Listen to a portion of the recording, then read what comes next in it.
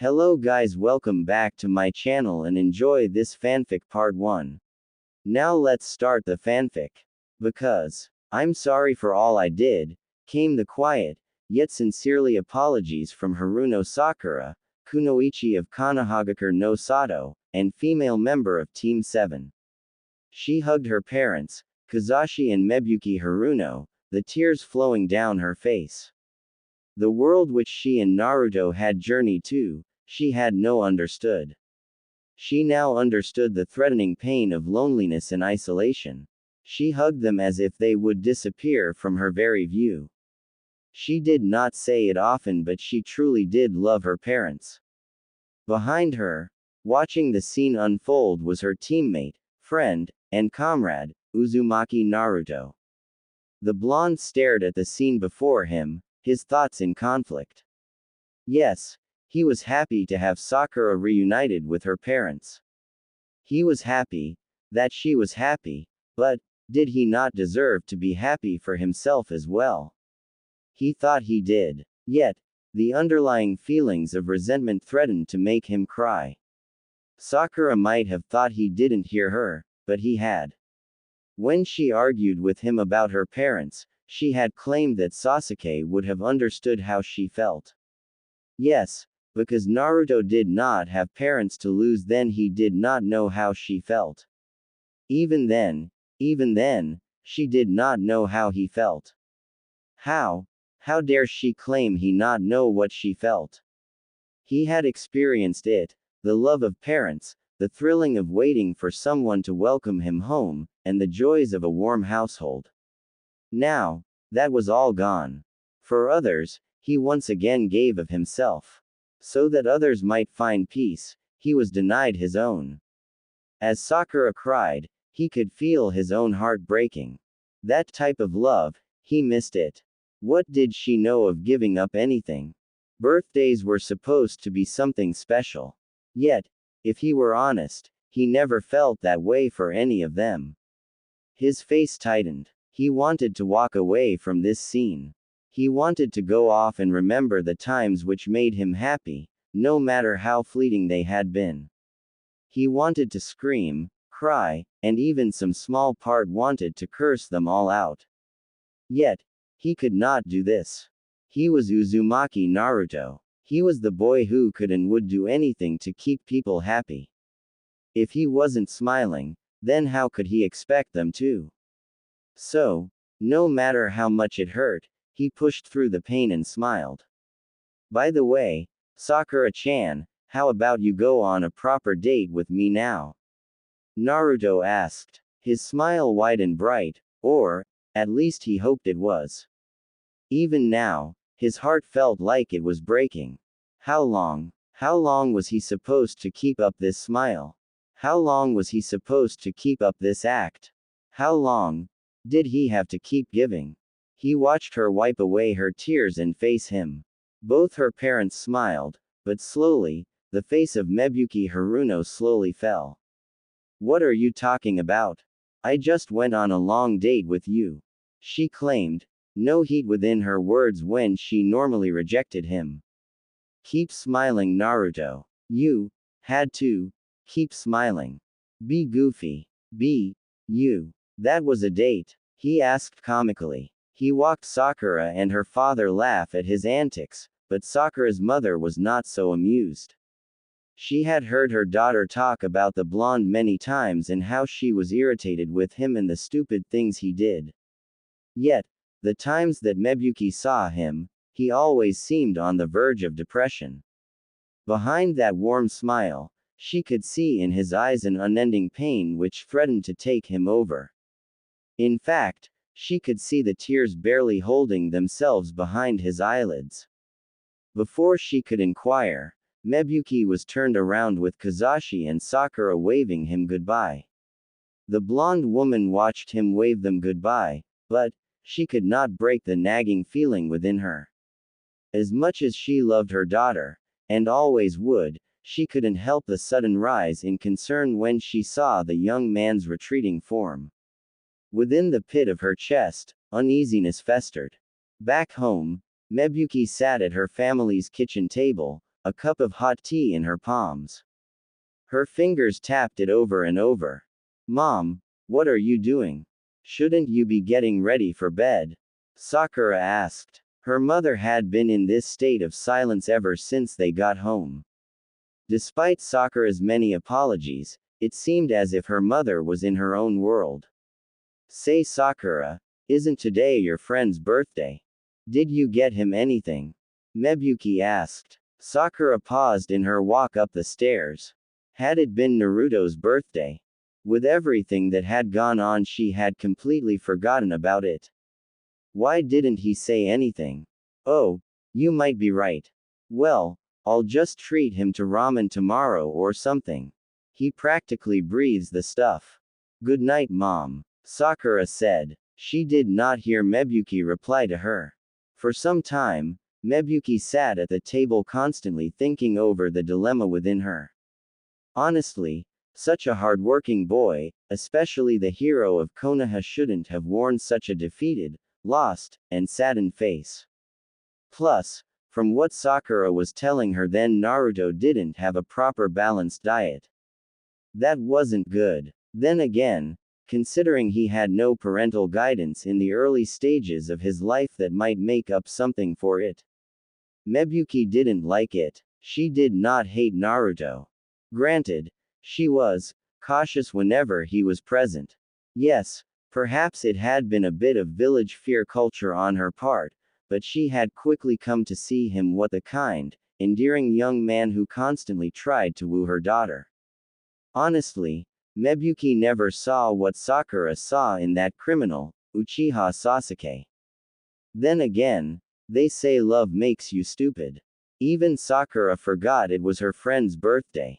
I wonder if anyone wished him well on this special day. Maybe I should buy him a present. I could say it came from Kazashi and myself, but would he find it weird that I would show an interest in his birthday now when I hadn't previously? A young, strapping man like him should be smiling much brighter. But what do young men like? I've never gone shopping for any of Sakura's male friends, Mebuki thought. Perhaps a simple thank you and a leisurely gift would suffice. She hoped the young man would appreciate her sentiments. Even if he lived alone, she hoped he would at least now understand that there were people. Maybe that would also help stop this nagging, clenching feeling in her chest. She finished her tea and went to bed. The next morning, Mebuki exhaled. She then folded her arms. Maybe I should stop giving Kazashi a hard time about presents. This isn't as easy as I thought it was going to be.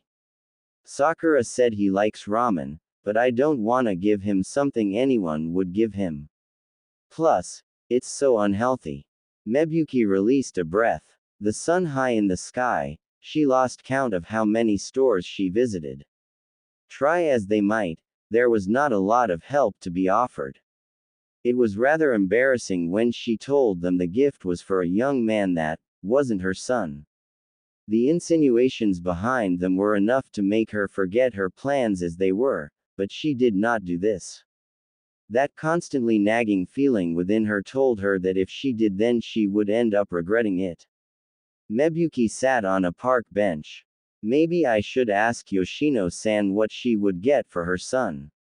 It's better than the aimless walking I've been doing, she said to herself as she watched children play in the park. Mebuki Haruno-san, what are you doing here? Hearing her name called, Mebuki looked up from the ground and noticed Iruka Yumino in front of her. She offered a welcoming smile. Ah, Iruka-sensei. It's been a while. I haven't seen you since the academy graduation for Sakura. I hope you are doing well, she replied back with as much good nature as she could feel for today. Iruka smiled. Yes, the children are a terrible force to control, but I have been handling it well. Is something wrong? You seem distracted, the academy teacher stated. Mebuki's mouth thinned and she sighed again for who knows the numbered time today. Oh well, they say it's better to talk your problems out than keep them bottled up. A present for Naruto. Come to think of it, He has been rather down recently. I think I had a hand in that. I might have said too much and I didn't make it up with him. I think he was upset when I denied that I would recommend him for the Jonin position, Iruka said, a scratch to his cheek when he remembered the thought. Mebuki blinked. He is not Jonin material even though he is the hero of Konoha. She asked. Iruka cleared his throat upon her question. Yes, he knew it was odd as well, but it was not that simple. People had to understand that. No, Mebuki-san. There is an order to these things. One goes from Genin, to Chunin, and then to Jonin. No one is exempt from this. Not even prodigies like Yondaime-sama, Kakashi Hatake, nor Uchiha Itachi, themselves. They all had to rise through the ranks normally. We treat everyone equally, Iruka said, which gave Mebuki pause. Iruka exhaled. I know where he's coming from. He's sad. Naruto's birthday was yesterday and he's the only one who had to spend it alone while you all were praising and congratulating your children. It must have hurt him deeply, only reminding him of what he could have had and what he still doesn't. I didn't make it any better, Iruka explained. Mebuki's frown deepened. This feeling of discomfort only grew with Iruka's words. Though not always showcased, Mebuki was a kind woman. She did not wish discomfort on anyone. She remembered being so happy for Sakura and the success of their mission. The other parents were pleased as well, yet, one person was never on the receiving end of that praise. Mebuki tightened her fists. She knew what present she could give him now. She exhaled and stood to her feet. I see. I can't say you did the most appropriate thing, Iruka-san, but I know what to do now. Mebuki said. Before Iruka could even ask, he watched her run off, bidding him farewell. Iruka could only wave as he watched her leave. What had he done? Mebuki exhaled. Thankfully, her daughter had been to Naruto's apartment enough times that she was able to provide instruction. Though dancing around Sakura's question of why Mebuki wanted to even see Naruto was rather hard, but doable in the end. She appeared before his door and cleared her throat. Come to think of it, this is the first time I've ever been to a friend of Sakura's on my own, Mebuki thought. She cleared her throat once more. Mebuki then knocked on Naruto's door. Naruto. Naruto-san. It's Mebuki Haruno. The mother of Sakura called from in front of the door. She waited outside for an answer, but she did not receive one. She wondered if it was possible that he had gone out. If he had, then perhaps it would be best if she tried this another time. He lived alone. It wasn't as if he had someone waiting for him to come home to. The blonde woman shook her head. She then knocked again. Naruto-san, are you home? She asked. The silence seemed prevalent even more this time, and she was ready to walk away before she heard the lock to the door begin to turn. Very quickly, Mebuki was staring at Uzumaki Naruto. The surprise on his face was evident. Sakura's Ka-chan, what are you doing here? Naruto asked. Mebuki couldn't resist smiling. The shining innocence in the young lad was so refreshing. She held up a bag full of supplies. May I come in? She asked. She didn't wait for his answer. Mebuki moved across the door before Naruto could stop her and she stepped inside. To say that she was shocked was pointless. Naruto closed the door behind them and he quickly noticed the displeasure on Mebuki's face. Naruto-san, this place is filthy. Do you never clean? She asked. Dirty dishes in the sink, clothes scattered across the floor. Truth be told, it was not as filthy as Mebuki was believing it to be, but for her, it might as well have been a haven for the homeless. She then grabbed him by his ear. Ow, ow, Mebuki-san. That hurts Datbeo, Naruto claimed while she ushered him into the living room. She then placed her hands on her hips and puffed out her chest. Before I do any sort of explaining as to why I'm here, you're going to help me clean up this apartment. I can't believe you live like this. You're a young adult. You should have better habits than this, she criticized. But, no buts. Clean. Now, she firmly told him, a dangerous glint in her eyes. Naruto did not want to know the consequences of that glare, so he quickly got to work. If nothing else, he saw where Sakura got her abrasiveness. He quickly began picking up his clothes and tools which he had scattered along his floor. However, he was not in the best mood and mumbled. "What are you?" "My mother," Naruto asked. He didn't hope for a reply.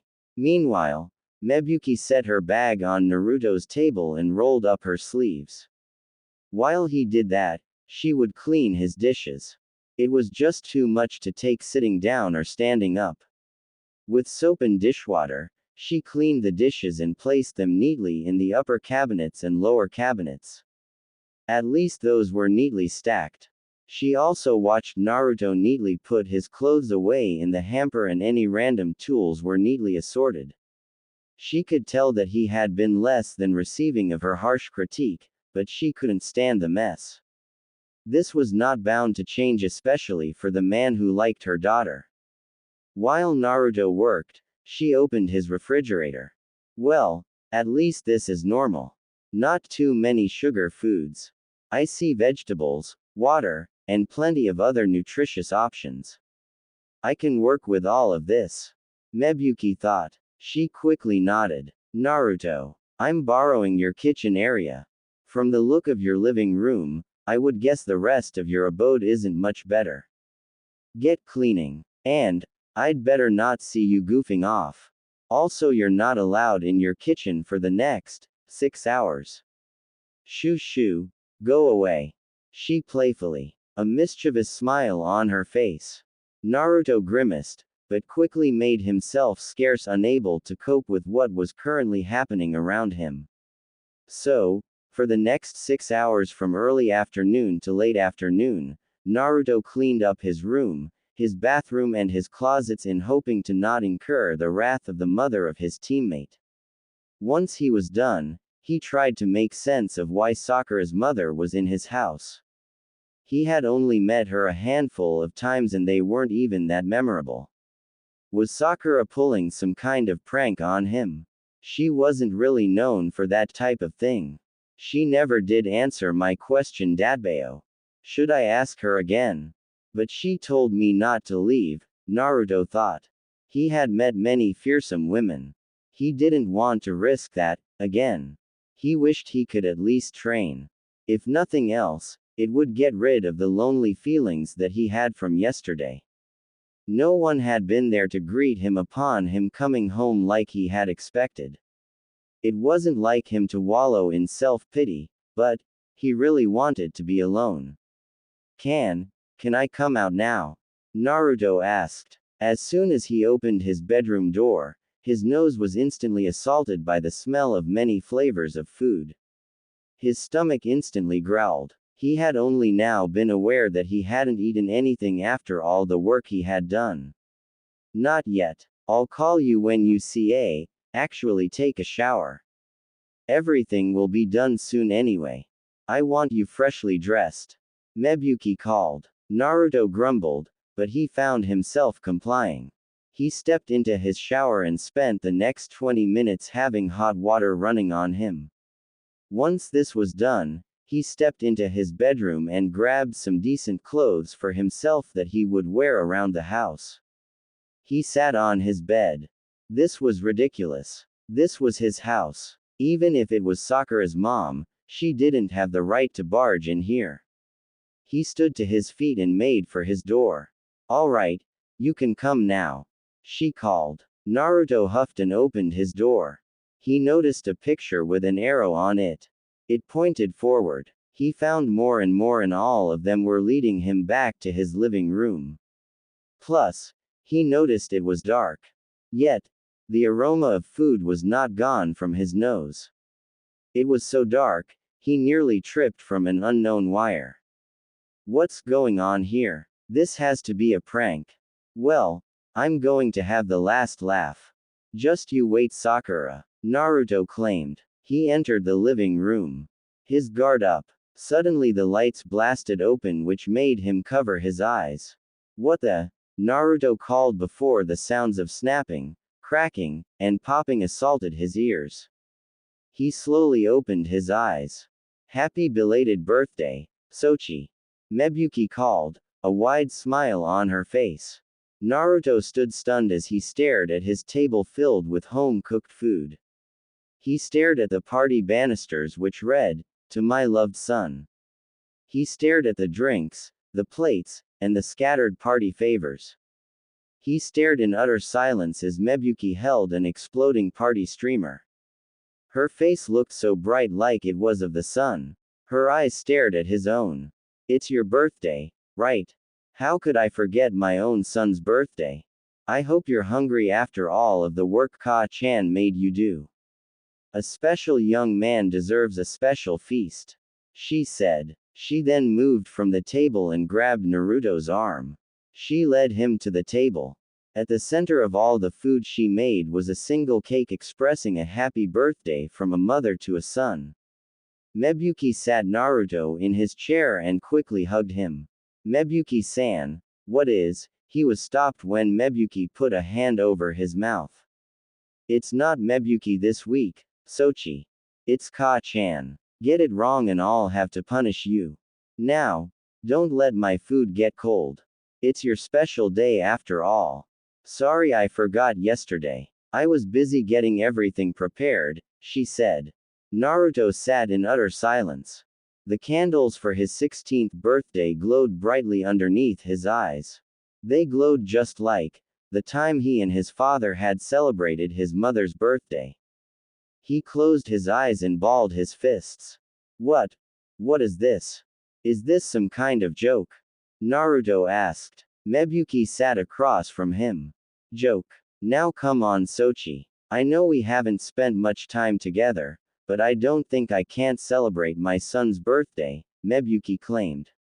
Naruto stared at her in utter shock. Confusion, the apparent state of how he felt. But what about Sakura-chan? What about your husband, Kazashi? You should. Naruto wanted to continue, but he was stopped by another hand. Mebuki shook her head. She then placed her head in her hands and her elbows on the table. Ooh, Sakura, is this a new girl that's stolen my son's heart? No, she's going to steal him away from me. You should introduce me to her at some point, Mebuki said, the same smile still upon her face. The blonde genin was silent. He was not able to explain what was going on in front of him. This was the greatest thing anyone had ever done for him. Yet, he couldn't deprive Sakura of her own family. That just went against everything he believed in. But, what about, shish, now are you going to blow out your candles and make a wish or not? The blonde mother asked. Naruto looked down at the cake. He then looked up at her. His face scrunched up. He then closed his eyes. Mebuki's eyes softened as she watched the tears fall from his face into his lap.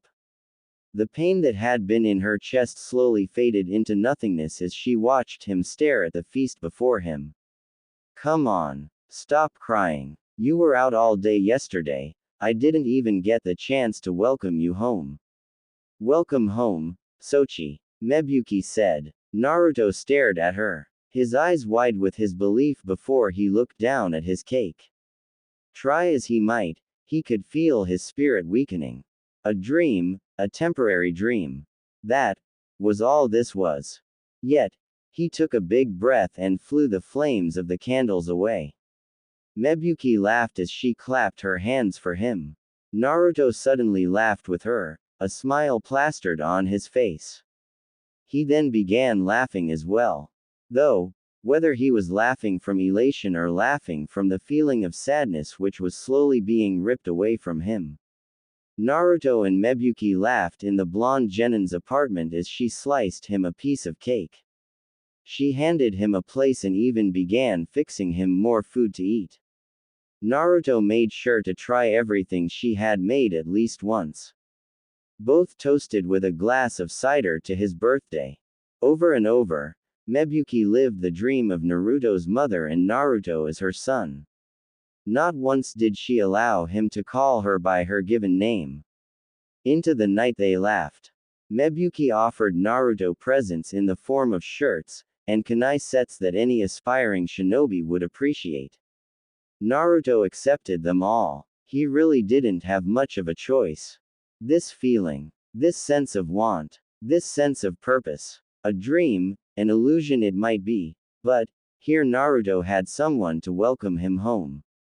Maybe that was what he always wanted. Someone to laugh with him.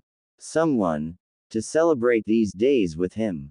He liked them. He did not know it, but so did Mebuki. Slowly, the laughter died down as night settled in the sky. Mebuki continued to smile as she handed a dish for drying to Naruto. Despite how hard she tried to get him to back down, he claimed that as was the least he could do for his mother who had worked so hard to cook for him. A real charmer this one was. Honestly, she did not understand what her daughter saw in other men. A keeper was right here. She washed dishes and Naruto dried them until they were both finished. So, I guess I'll be seeing you tomorrow? Naruto asked. Mebuki looked at him and chuckled. And what are you talking about, Sochi? I live here. Are you kicking me out? Mebuki asked. However, the weight of this meaning quickly made her realize the path that she would go down, and where it might lead others. And no, it's just. There is only one bed, Ka-chan, Naruto said. Mebuki paused. Suddenly, her hands paused in their washing. Yes, she had forgotten about that in her excitement and the party. No matter what, she was still a married woman. No matter how much she wished to give Naruto what he might have needed, it was much too risky for her to behave this way. But Mebuki Haruno did not take promises and oaths lightly. This had not been a part of her plans. It was obvious this statement had made things rather awkward until both stood in Naruto's bedroom. Mebuki looked around. At least the place was clean. Look, you can take the bed. I'll go sleep in the living room. You gave me the greatest birthday I've ever had. Ka-chan, I can't let you sleep anywhere else since it's so late, Naruto claimed. Mebuki smiled. Well, say what she might, he had at least been raised enough to respect the boundaries of men and women. Yet, that idea did not sit well with Mebuki, if only because a special day should not end with someone sleeping on the cold, hard, unforgiving floor. She has tried so hard to plan this on him having a great birthday. Who would ask for an ending such as that? Plus, it was only for a week. Surely nothing could happen between them that might risk her marriage in a week. In addition, from what Sakura had told her mother, Naruto could be rather dense sometimes concerning a certain Hyuga girl. Perhaps this would end with them both feeling satisfied and fulfilled. Plus, Mebuki hadn't bought any sleeping clothes, for she had, again, not planned for this. Mebuki stole a glance at him and her chest clenched. His loneliness was so much deeper than she thought. She could already see him regressing back with the sad smile. No doubt he wished something like today could continue forever. How far did this promise take her? Mebuki exhaled and turned around. This is our home, Sochi. If I can't trust my son, then who could I trust? Let's prepare for bed, Mebuki said, and judging by the look on his face, Naruto was not sure he heard her. What? We can't do that. I appreciate everything you've done for me today, Meb. Ka-chan, but I can in good conscience do something like that, Naruto claimed. However, he watched Mebuki sit on the bed. Keep to your side, Sochi, and I will keep to mine. Simple, Mebuki said, though she was not as confident as she sounded. For sleep attire, she, with Naruto's permission, took some of his clothes and changed in his bathroom. Naruto sat on his bed. Either this was the most elaborate prank anyone had ever pulled on him, or he was still stuck in the dream world that Uchiha Madara had sent him to. Why would Sakura's mother go so far for him? Again, they were not close, and the times he had seen her she was as cautious of him as the rest of the village. Why would she do this? What did she have to gain? Naruto didn't get it. Suddenly the lights were turned off. Mebuki sat on the bed and opened the covers. Naruto watched her climb into the bed and rest her head on the spare pillow he had. Naruto swallowed the lump in his throat. I still don't think. A finger stopped him. What happens in our home, stays in our home, Sochi. Good night, Mebuki said. She then turned around and pulled the sheets over her body. Naruto was left dumbfounded, but he found himself getting in the bed as well. He turned over onto his side. He looked out the window. He then closed his eyes. Despite the doubts, despite what troubles it might bring, despite how he felt regarding the situation before him, the bed he shared had never been warmer. Despite how improper it was, Naruto's smile widened. Into the night, Mebuki slowly opened her eyes. Judging by the blinking alarm clock on Naruto's nightstand, it was nearly 2:45. Mebuki would have to go back home to pick up some supplies if she was going to follow through with her vow to be Naruto's mother for a week. Sakura and Kazashi could manage without her for a week. Still, this felt nice. Mebuki never told Kazashi, but she always did want a son. Ka-chan. Mebuki shivered when she felt Naruto's breath upon the nape of her neck. Unease exploded through her body. She turned her gaze and she noticed that Naruto had turned around.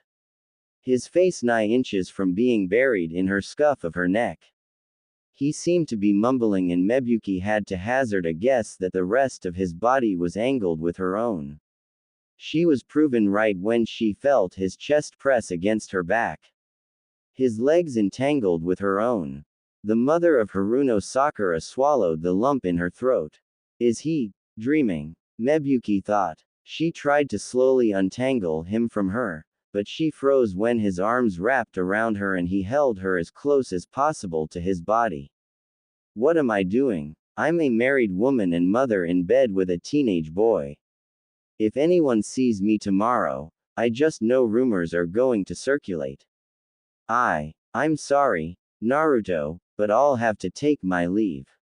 I hope I gave you a great birthday, Mebuki also thought before she managed to untangle her legs from Naruto's. She slowly tried to slide out of the bed, but then she felt Naruto's grip tighten. Naruto, you have to wake up, Mebuki called. She placed her hands on his arms. He was much stronger than she thought. Please, say, do, and leave me. Ka-chan, Tu-chan. I miss you, Naruto mumbled. The sounds of his light breathing filled Mebuki's ears. Her legs stopped just short of the bed. Don't turn around, Mebuki. Do not make it harder than it had to be. For if she turned around, then she was sure that she would never leave. All be good, Naruto claimed. Mebuki turned around. She saw the tears which fell from his eyes. The maternal instincts which had grown from within her were incapable of being restrained. Mebuki fully turned the rest of her body to him. She pulled her legs back under the covers. Curse her instincts as a mother, but the sight of his tears broke her heart. The hero of Konoha, rewards, titles and praise were nice, but what could they compare to the pride of parents who were not longer there to acknowledge his efforts? Oh, you young men shouldn't be crying at this age, Mebuki said.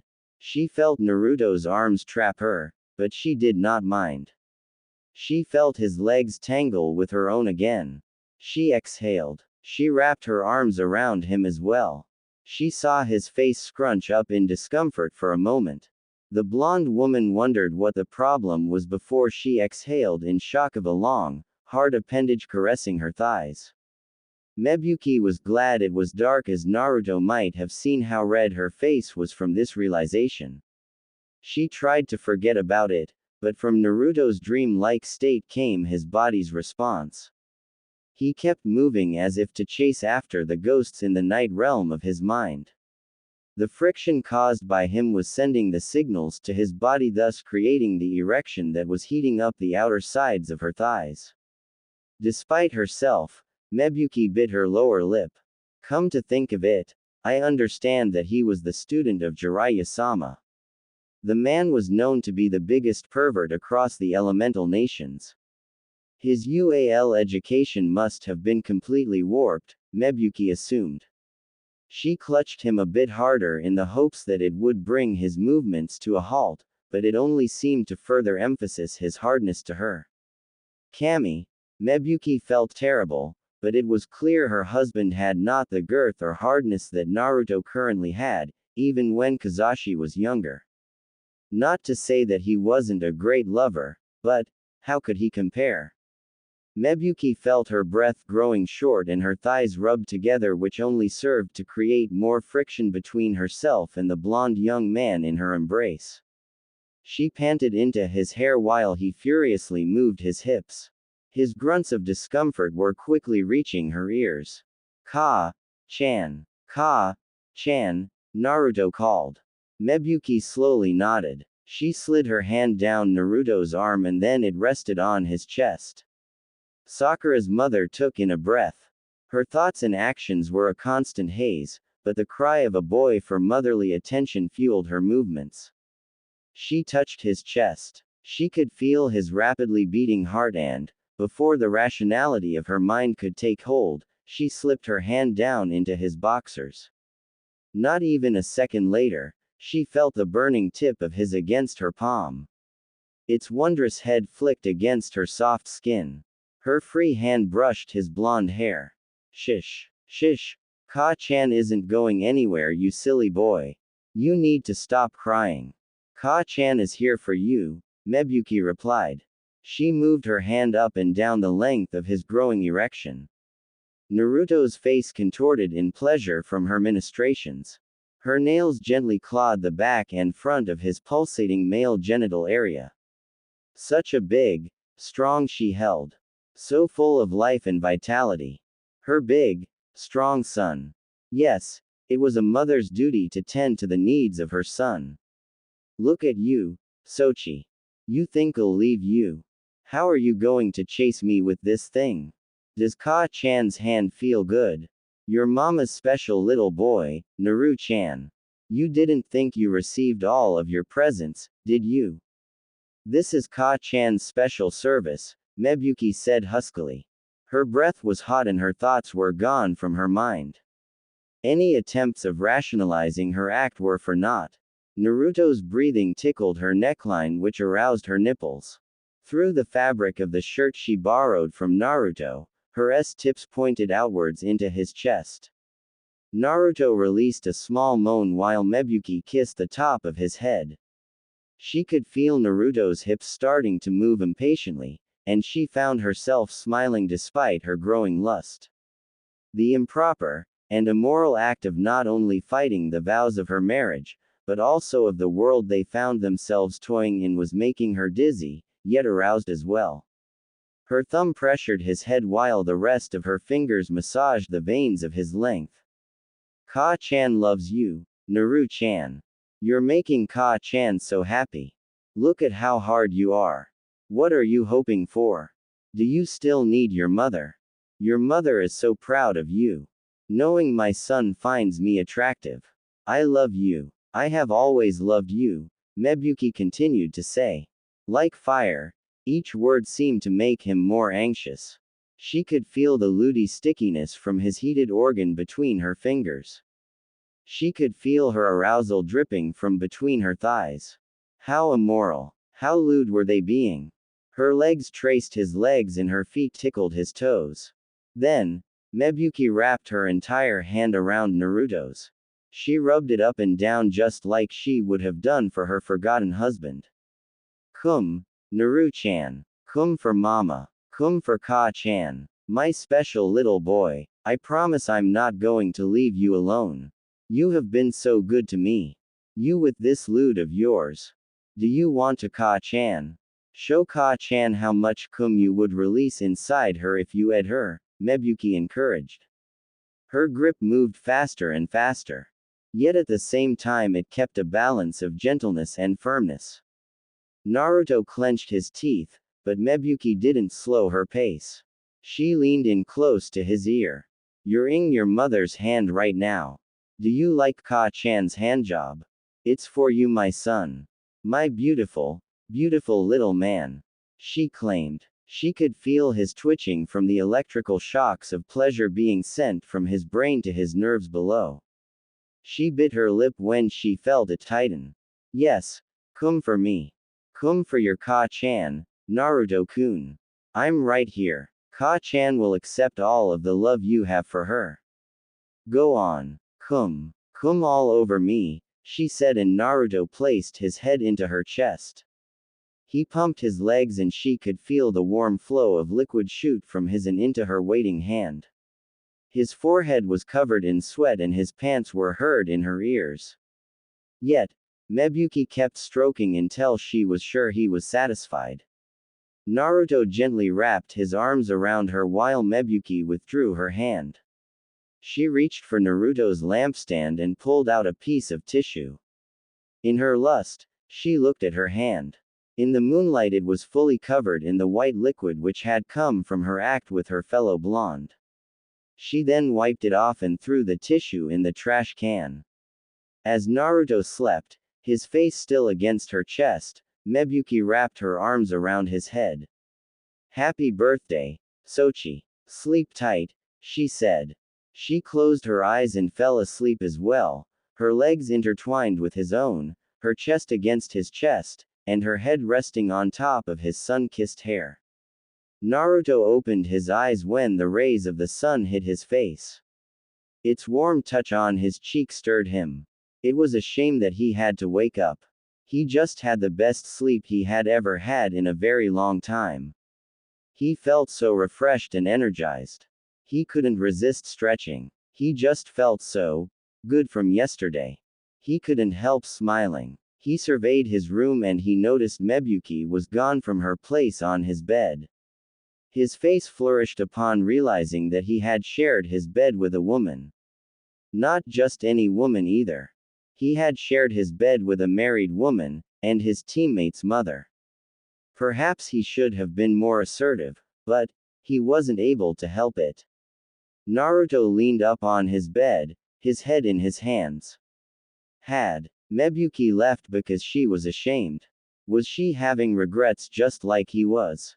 He should have been stronger than this. He had promised himself that he wouldn't cry anymore, but in one night, Mebuki had made him feel like he was on top of the world. For one day, Naruto truly felt like everyone else. If she had decided to call it quits, then how could he say no? He had to honor her wishes, no matter how much he would have enjoyed the entire week she said she would provide. He couldn't do that to Sakura and Mebuki's husband. Maybe it was for the better that she was gone. Yes, perhaps for him, and for her, this was better. Still, that did not mean that he couldn't go to her house and thank her for the gift she had given him. Then, he could keep walking on the path that he believed in. Just like his father and mother had shown him. He smiled for a brief moment, but it quickly fell. Did he truly believe that? Yesterday. He would give anything for yesterday to happen again. But he was Uzumaki Naruto, the one who gave up his happiness for others. The young genin stood to his feet. He would have liked to continue that week, but asking Mebuki to put her marriage on the line was out of the question. He walked out of his room. His apartment was quiet. As if yesterday did not happen, Naruto stared at his living room. His eyes glanced at the table where Mebuki shot a party popper at her. He glanced at the sofa where Mebuki offered him presents. She made the joke that his eyes were sparkling like those of a little kid. He thought she was joking, but that was probably a good time. Naruto poured some cereal and ate his breakfast. Already he found himself missing Mebuki's cooking. Why Sakura would ever get into a fight with her parents was beyond him. Her mother was an absolutely radiating joy. She should be thankful for what she had. She should be thankful for what Naruto didn't have. He should have been thankful for her. So, why was his entire body shaking with his eyes tightly closed? Kuso. Just look at me. One happy night, and I'm reduced to this dadbao. This is all Sakura's mom's fault. It's all Ka-chan's fault, Naruto said, though there was hardly any venom behind his speech. It was alright. Was it really alright? A knock on the door made Naruto jump. He widened his eyes and stood to his feet. Whether he knew it or not, as he rushed for the door, a wide smile appeared on his face. He grabbed a hold of the doorknob. Ka-chan, Naruto called. He stared forward, but the smile on his face, as if realizing the reality set before him, began to drain away. What are you babbling about, Naruto? Stop being weird, Sakura said, her arms folded. Naruto looked at his teammate. He stared left. He stared right. There was no sign of Mebuki and there was no sign of her promise from yesterday. Did Naruto blame her? No, not really, but he wondered how ridiculous he looked to himself that he had gotten up with such haste. Oh, Sakura-chan, what's up? Naruto asked, his mood not matching the smile that he tried to put up. Thankfully, Sakura missed this when she looked to the side. As guilty as Naruto was for, well, last night, the desire for it to happen one more time was overpowering the need to apologize to Sakura for what had happened. Yeah, listen, I'm sorry I forgot your birthday 2 days ago. How about we get some ramen to celebrate? It'll all be my treat, she said. Naruto's smile lessened. Ramen, while nice, it did not help the feeling inside of him that he did love the food which Mebuki cooked for him. As he learned, there was definitely something which made food taste better when it was cooked just for you as opposed to for everyone else. What's wrong? I'm offering to go on another date with you. You should be ecstatic, Sakura claimed. Naruto chuckled lightly. Sure, it made him happy, but not as happy as he would have hoped. He quickly straightened up and cleared his throat. Yes, this was fine. He just had to keep telling himself that. Are you kidding? I get another date with Sakura-chan? I just couldn't believe my ears. Let me get dressed. I'll be right out, Naruto said as he closed the door in her face and ran through his home. As he rummaged through his closet, he spotted the clothes which Mebuki had given him. He grabbed them from the hanger. He tightened his grip on the shirt and pants. The house was much too quiet, but it had always been that way. Why was he only realizing it now? Mebuki sat alone on a park bench. A suitcase full of clothes, supplies, and materials, for a week. The blonde woman felt terrible. Not just for herself, but also for Naruto. She wondered if he thought bad of her for leaving as she had without so much of a goodbye despite her promise. However, what made her feel just as guilty was her excuse to leave her house. Mebuki laughed as Kazashi cried. Do you really have to spend a week with Yoshino-san? And at the hot springs no less. It's gonna be quiet here without you, her husband said. Mebuki laughed as she watched him put on a rather pitiable, yet comical display of his desire for her to not leave. She had returned early in the morning and began packing some of her bags. It's only for a week, Kazashi. You and Sakura can finally have that father-daughter bonding time you always wanted. Trust me, the week is going to go by fast. You won't even know I'm gone. Just have some of the leftovers in the fridge or order takeout if you need to. I'll see you later, Kazashi. And, with her words, she was gone. Yoshino had been one of Mebuki's friends for a long time. It made her feel ashamed to use her friend like this, but in no way would Kazashi be able to understand what she was doing. Yet, she was still sitting on this park bench reminiscing about what happened last night. Even now, when she held up her hand, she could still feel Naruto's hardness. In his sleep, his cry for parental attention moved her chest and relieved him of his discomfort. Though she had long since taken a shower, her hand still felt oddly sticky from the act. Her breath was short and her mind in a haze. The words she spoke as a mother motivating her son to release his baser instincts against her. Even then, she did not tell Naruto what had transpired. How could she? No doubt he might feel guilty and what she had planned for the week would be gone, and that uncomfortable feeling which had risen in her bosom would return. Even now, she wondered if he was eating well. He must have been very devastated. But, could she return to that time? What would happen if it occurred again? What if? He woke up next tea. Wait a moment. I can't possibly be thinking of repeating that incident. It was a one-time thing and it should never happen again. I just couldn't help it. He needed me. Perhaps I should just ignore it. Let me grow out of it. That might be for the best. Mebuki said to herself. No matter how much she wanted to help him, Naruto was not her true son and after the week they would return being just acquaintances. It was for the best. Mebuki couldn't very well return home. Kazashi might grow suspicious. Plus, the thought of how disappointed Naruto might have been was enough to keep her here. A voice told her to go back home and preserve her marriage, and another told her of a child that a mother could aid in development. She opened her clenched palm and stared at the spare key she had found on his dresser. She fiddled it between her fingers. Even now, she knew she could call this off. Naruto was such a good boy that even he had tried to get her to see where this might lead them both. The temptation was there. Such a good boy. Mebuki thought. Her voice was rather dry. No doubt he would respect her wishes if she wanted this to end, but, could she respect her own to see this through? After yesterday, the thought of disappointing him filled her with insurmountable shame. It was possible that she might have been the line between a happy man and a lonely man. Mebuki sat on that park bench, her head in her hands and her suitcase next to her.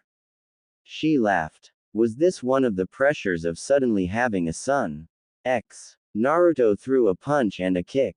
He had just left Sakura after she gave him her present. He didn't have the heart to break her wallet, so he only asked for 2 bowls of ramen. Hardly enough, but it was the thought that counted. Unfortunately, there wasn't much to talk about without the blonde feeling like he was being interrogated or guilty. However, Sakura did tell him that they should tell the Hokage about the world Madara had sent them to. Naruto agreed with that notion, but he was not sure what they could say to make it sound believable.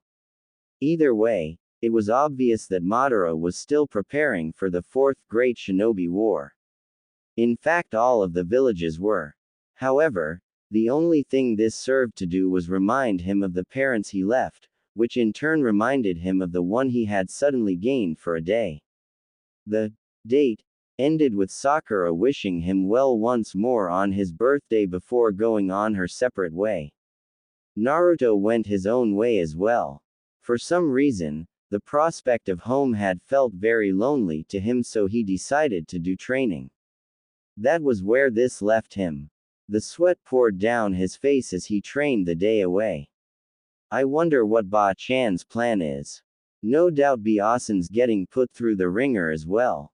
Still, why hasn't there been any movement from Madara? What's he planning? Naruto asked himself. From sun high to sundown, he worked until he was close collapsing. He decided to call it quits when he fell back against a tree. His vision was nearly blurry from the sweat in his eyes. He realized he should probably return home, but he didn't want to return to more disappointment. Not after a taste of the life which could have been. Naruto closed his eyes. "You're pretty early," said Minato Namikaze. He sat at their family table, a newspaper in his hands. He always read the paper before breakfast and during dinner. His mother worked in the kitchen. Her lovely hair which fell down her back swayed with her movements. Naruto remembered the small blush that had appeared for but a second when he saw her. He could see why his father married her. She was so beautiful. Kushina placed a pot of food on the table. "Welcome home, Menma," she said. Perhaps that was Naruto's weakness. Perhaps that was also his strength. Or perhaps, that was just his crumbling spirit. The desire to accept a lie as fact if it meant that it might ease his pain. If it allowed him to be with his parents, would a name change be such a big deal? Not for him. Not for people like him. "I'm home," he said as he stepped forward. He still remembered Kushina's hand on his shoulder, a warm touch, and a gentle embrace. He remembered her loving smile, the kind of smile all mothers should have for their children. He remembered his dad's face. There to pat him on the back or shoulder as well as laugh at any story Naruto might have told them. It was the family Naruto had always dreamed of. Then he was there, to celebrate his mother's birthday. He and his dad watched her face glow like a star beneath the night sky. "I'll blow them out now, Databane," Kushina claimed. She took a deep breath and blew into the cake Minato and Naruto had tirelessly worked on for her. Such strong lungs. As expected of his mother, she blew their hard work away, but they could only laugh, clutching their stomachs as they did so. Not even Kushina was able to hold in her laughter as she rubbed the back of her head. Antics of family members, wacky situations, ridiculous circumstances.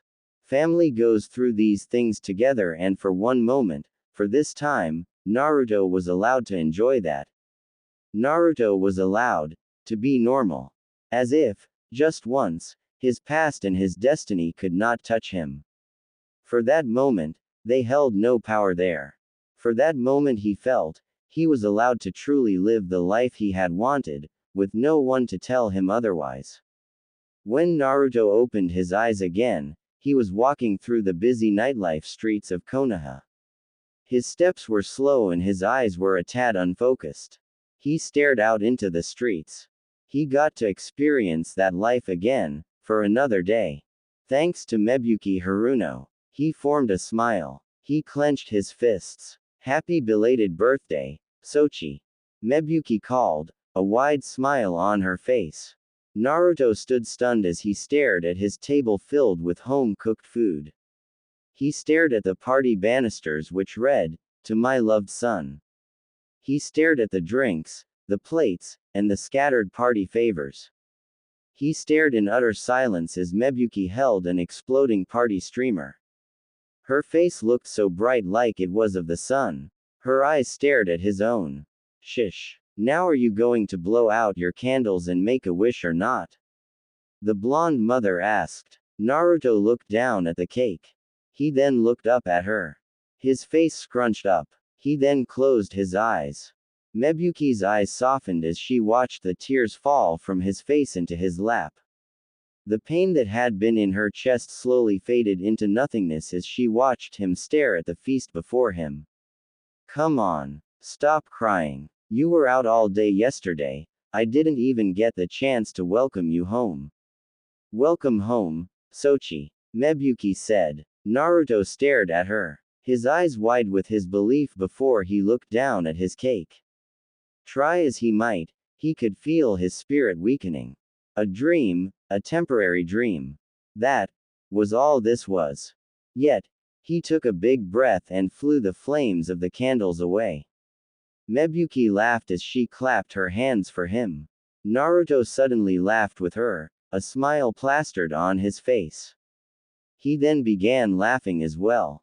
Though, whether he was laughing from elation or laughing from the feeling of sadness which was slowly being ripped away from him, Naruto stopped walking. He might not get that life again, but if nothing else he could give her appropriate thanks. First thing tomorrow morning, he would go over to Sakura's house and take Mebuki where she wanted to go for a change. Even if she ended her promise, could he not at least play the sun one more time and take his mother to the places she deserved to go? Naruto walked up the stairs to his apartment. He fished out his keys and opened his door. It was dark along the corridor, but that was to be expected. The blonde continued walking until he spotted the light from his living room area. Had he left that on?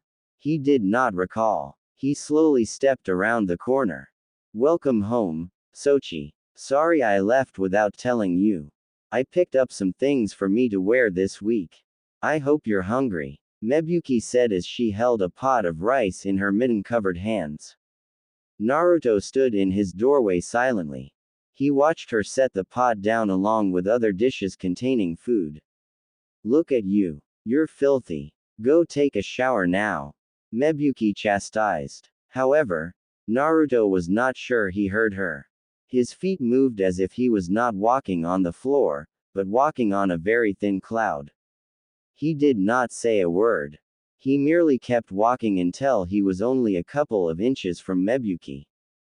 Naruto? Mebuki asked worriedly. He did not respond to her.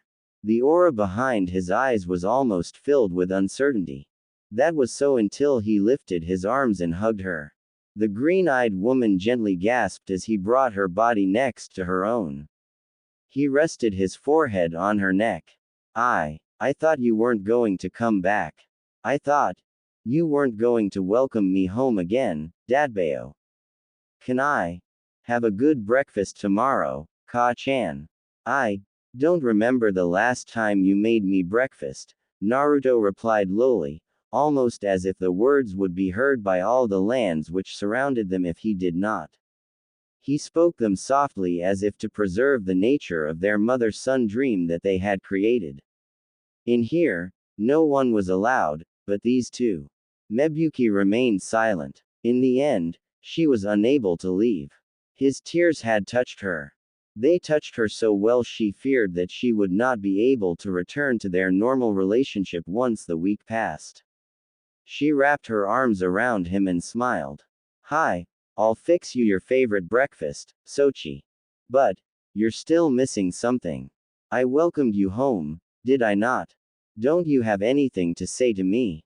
Mebuki asked. Naruto kept his head down. He was unable to look his mother in the eye, for he felt like if he did, he would be reduced to an emotional mess once again. However, he let out a tiny laugh. He then grinned as hard as he could. He smiled with enough joy that the sides of his cheek were aching. I'm home, Ka-chan. See, can we stay like this for a minute? Naruto asked. Mebuki slowly nodded. She then gently rubbed his hair. Though sweaty, it was her son's hair for the time being. She did not mind. She sighed when she felt Naruto gently, and hopefully innocently, rub her back. His hands were very warm, she found. Naruto moved his chin through her neck. She smelled lovely. His mother smelled lovely. She smelled like the fresh flowers which blew in the wind of the training fields. Did she always smell so good? Did she always feel so good? Then again, he did not know who he was comparing her to. He had never been able to do this with anyone, let alone a woman. He slowly pulled himself back and scratched his cheek. Oh Sue, I'm going to go take that shower now. I'm starving, Ka-chan. Naruto said as he ran down the hallway. Mebuki watched him go. She was thankful he did not see the flush that had been painted on her face. However, the feeling which had been in her chest might as well have been forgotten.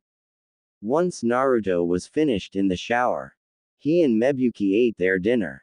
Too many times, which made the woman laugh, Did Mebuki tell Naruto to slow down and savor the food?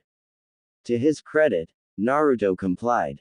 He constantly told her about how his day went. He told her about the present Sakura had given him. Even then, Mebuki continued with the act of Sakura not being her daughter, teasing Naruto about his little dates. As far as this week was concerned, Mebuki did not go through 10 hours of labor having a girl. She went through 11 hours of labor having a boy. Also, yes, she was aware of the extra hours she made up.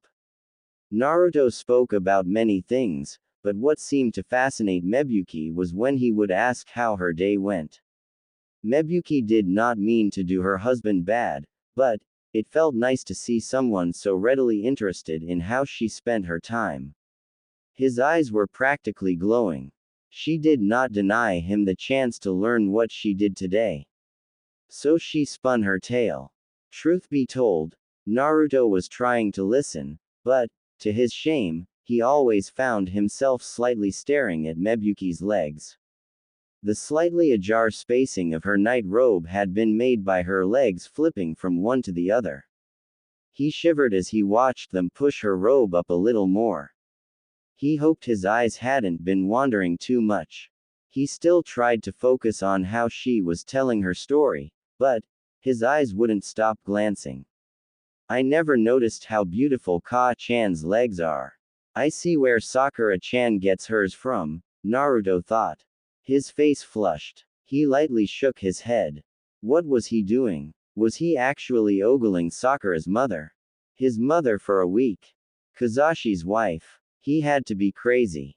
No doubt the pervy sage would be laughing in his grave, but Naruto couldn't deny that Mebuki really took care of herself. Surely a peek or two wouldn't get his head bashed in. He only hoped she never noticed. Is he looking at my legs? Mebuki asked herself. She had been talking for a while, but she did notice his eyes seemed to dart to the floor sometimes. She sent a quick glance and noticed her robe had come undone due to the movement of her legs. The blonde woman's breath got just a tad quicker. Kazashi never did admire her legs that much. She exhaled. Her lips curved upwards. Honestly, such a bold son. You're not going to get a girlfriend if you keep looking at your mother's legs, Sochi, Mebuki said. She then watched Naruto panic. He quickly began to explain himself and why he had done so, but it only came out in embarrassed stutters which only served to make Mebuki laugh. Perhaps, she should have been a tad offended by his blatant staring, but she felt rather complimented. It was oddly satisfying to have a young man still find her appealing, even if he was her son for a week. Then again, her recounts of last night still rested in her mind. I'm sorry, Naruto ultimately said. His eyes avoided her own. Sakura's mother frowned for a moment. Though the tease had been rather humorous, Mebuki was surprised Naruto seemed so uncomfortable. Then again, now that she was aware of it, she remembered how when Naruto asked Sakura on dates she might strike him for the comment. As much as the woman didn't want to think it, but it may have messed with her son's early sense of affection and understanding of the opposite. In addition, he was taught by Jiraiya of all people. It's nothing to be ashamed of, Sochi. If you're worried I'm upset, then don't be. It's nice to be appreciated, she replied. Naruto did not reply to her statement. His words felt dry in his throat. The blonde Jinchuriki then glanced to the side. Well, if that's the case then why does Sakura-chan hit me when I compliment her? I get that I can do some stupid things sometimes, but Naruto gave pause when Mebuki leaned forward and held his hands. He then looked up at her. Now, Sochi, if there is one thing you have to understand about girls is that, just like boys, we're immature too. Of course we mature faster than you do, but we're chock full of teenage hormones too. Now, if this Sakura has been hitting you then that is inexcusable. I have half a mind to address this, but, back to the point, young girls, they don't know what they want. Just like young boys, they think they have it all figured out, but truth be told, more often than not, they are even more confused than the boys. Why do you believe so many marriages end up as failures? No one truly knows what they want. Maybe she will appreciate your efforts when she's older, but for now, if she does not wish to date you, then perhaps it's best if you respect her wishes, Mebuki replied. Now she wasn't saying this as Sakura's mother. In fact, she would be speaking with her daughter later about what was discussed here, but for now, she could tell that her words had left him rather melancholy. I see. I guess things from our academy days really never changed. All she thinks about is, Sasuke, Sasuke, Sasuke. I'm still the class joker to her, Dadbeo. I guess it's always been that way. I suppose in Sakura's eyes I haven't changed. Maybe there is nothing great about, Naruto paused when he felt Mebuki flick him in the head. Mebuki got up from her seat and crossed the table. She then grabbed his face with both her hands. She turned his head left and then right. What's great about my son? Let's see. A nice, well-groomed face, beautiful eyes, and hair just like his mother. He trains hard. He protected the village from one of the most dangerous organizations in the world. He is the hero of Konoha. Though he is strong, he does not let it go to his head. He doesn't stay out late. He doesn't drink. He doesn't smoke. He has the right head on his shoulders. All great qualities any woman would appreciate. Why, if I was your age I might have even. Mebuki did not finish her thought. She stared at Naruto. He stared back at her. Both remained quiet until Naruto laughed. Ha ha ha, thanks, Ka-chan. That makes me feel better, Dadbeo. If I could, I would have loved to go out with you too. He replied. The blonde woman did not know how she was supposed to reply to this statement. She just casually slapped his arm. Don't tease your Ka-chan. Now, let's get ready for bed. I think we both have a busy day tomorrow, she replied. Naruto slowly agreed. He watched her walk down the hall, yet, his eyes fell to her legs again. He exhaled. If she had been younger, or he had been older then, she would have been attracted to him. Would he have been attracted to her? Naruto sat on his bed.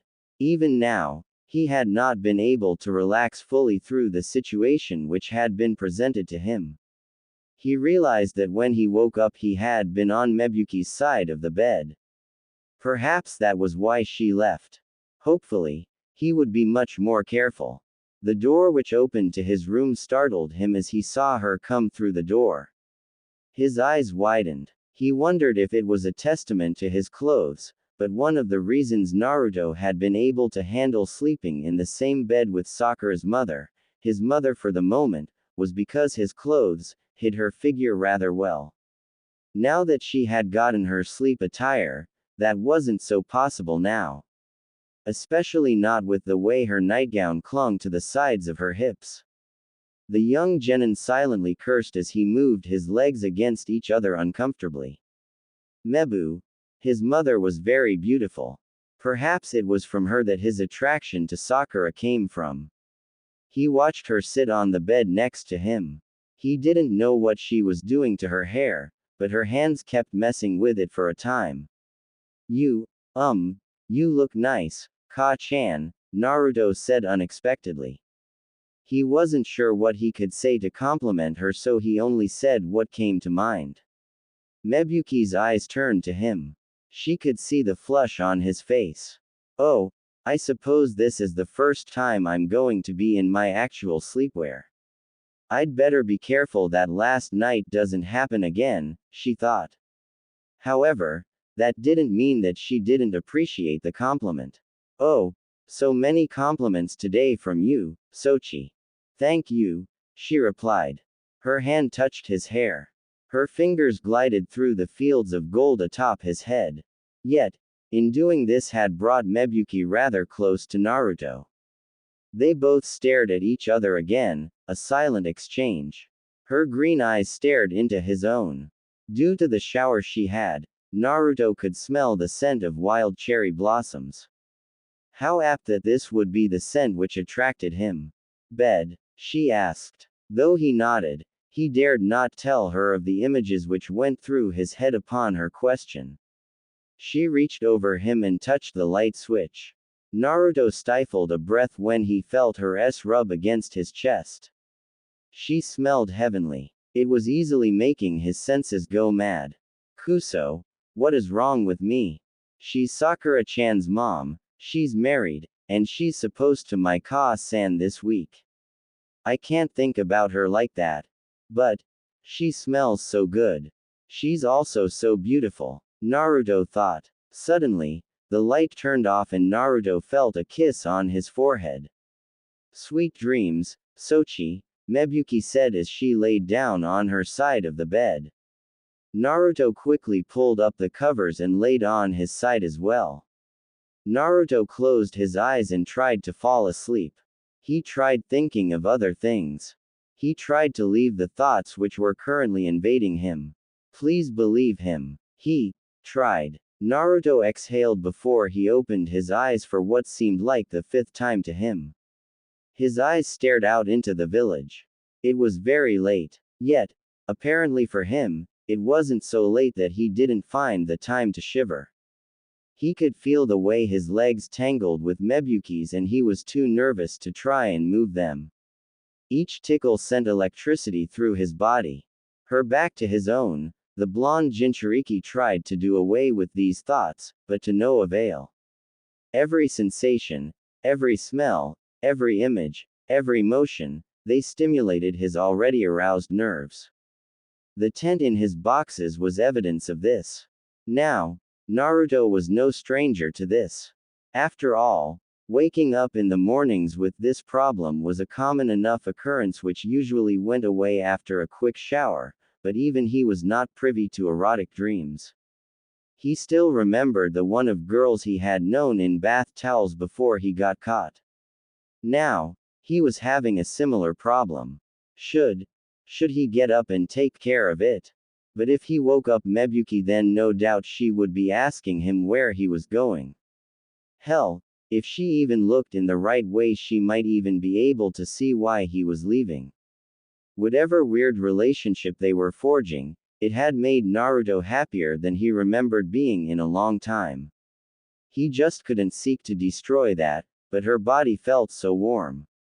Every single day since he could remember, he had never shared his bed with anyone like some kids would with their parents. Aside from himself, his bed had always been cold.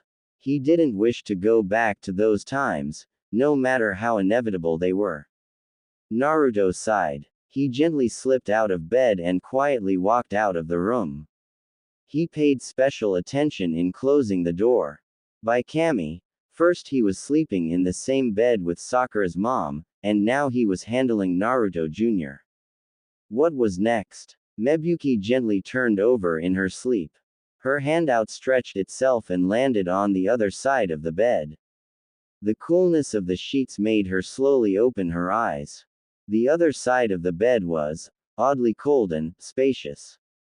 Sochi? Mebuki asked. Through her hazy vision, she had managed to notice that Naruto was gone. It must have been for some time as well, considering the how could his side was. Naruto? She asked as she slowly pushed herself up from the bed. She swung her legs until the soles of her feet touched the cold, wooden floor. She then carefully stood to her feet so she wouldn't become dizzy. She didn't turn on the light. She hoped to not be up long enough anyway to need it. Once her eyes gained enough focus, Mebuki realized that Naruto was not in the bedroom. Could he have gone out? But it's almost midnight. I hope he's okay. Maybe he really does feel uncomfortable sleeping with me. It's not surprising. I may have to buy a separate futon if this continues, she thought. However, she didn't let this speculation rule out other possibilities. It could be that he just couldn't sleep and hoped to stay up a bit longer without waking her. There were numerous answers to her questions. Still, she was worried, and the best way to appease that worry was to find him. So the blonde woman opened the door which led into the hallway. She noticed that the bathroom light wasn't on, so he couldn't have been in there. She kept moving. Her feet were silent so as to not find herself hitting something that she shouldn't. She felt around the corridors, using her memories of walking them in the day to be her guide for tonight.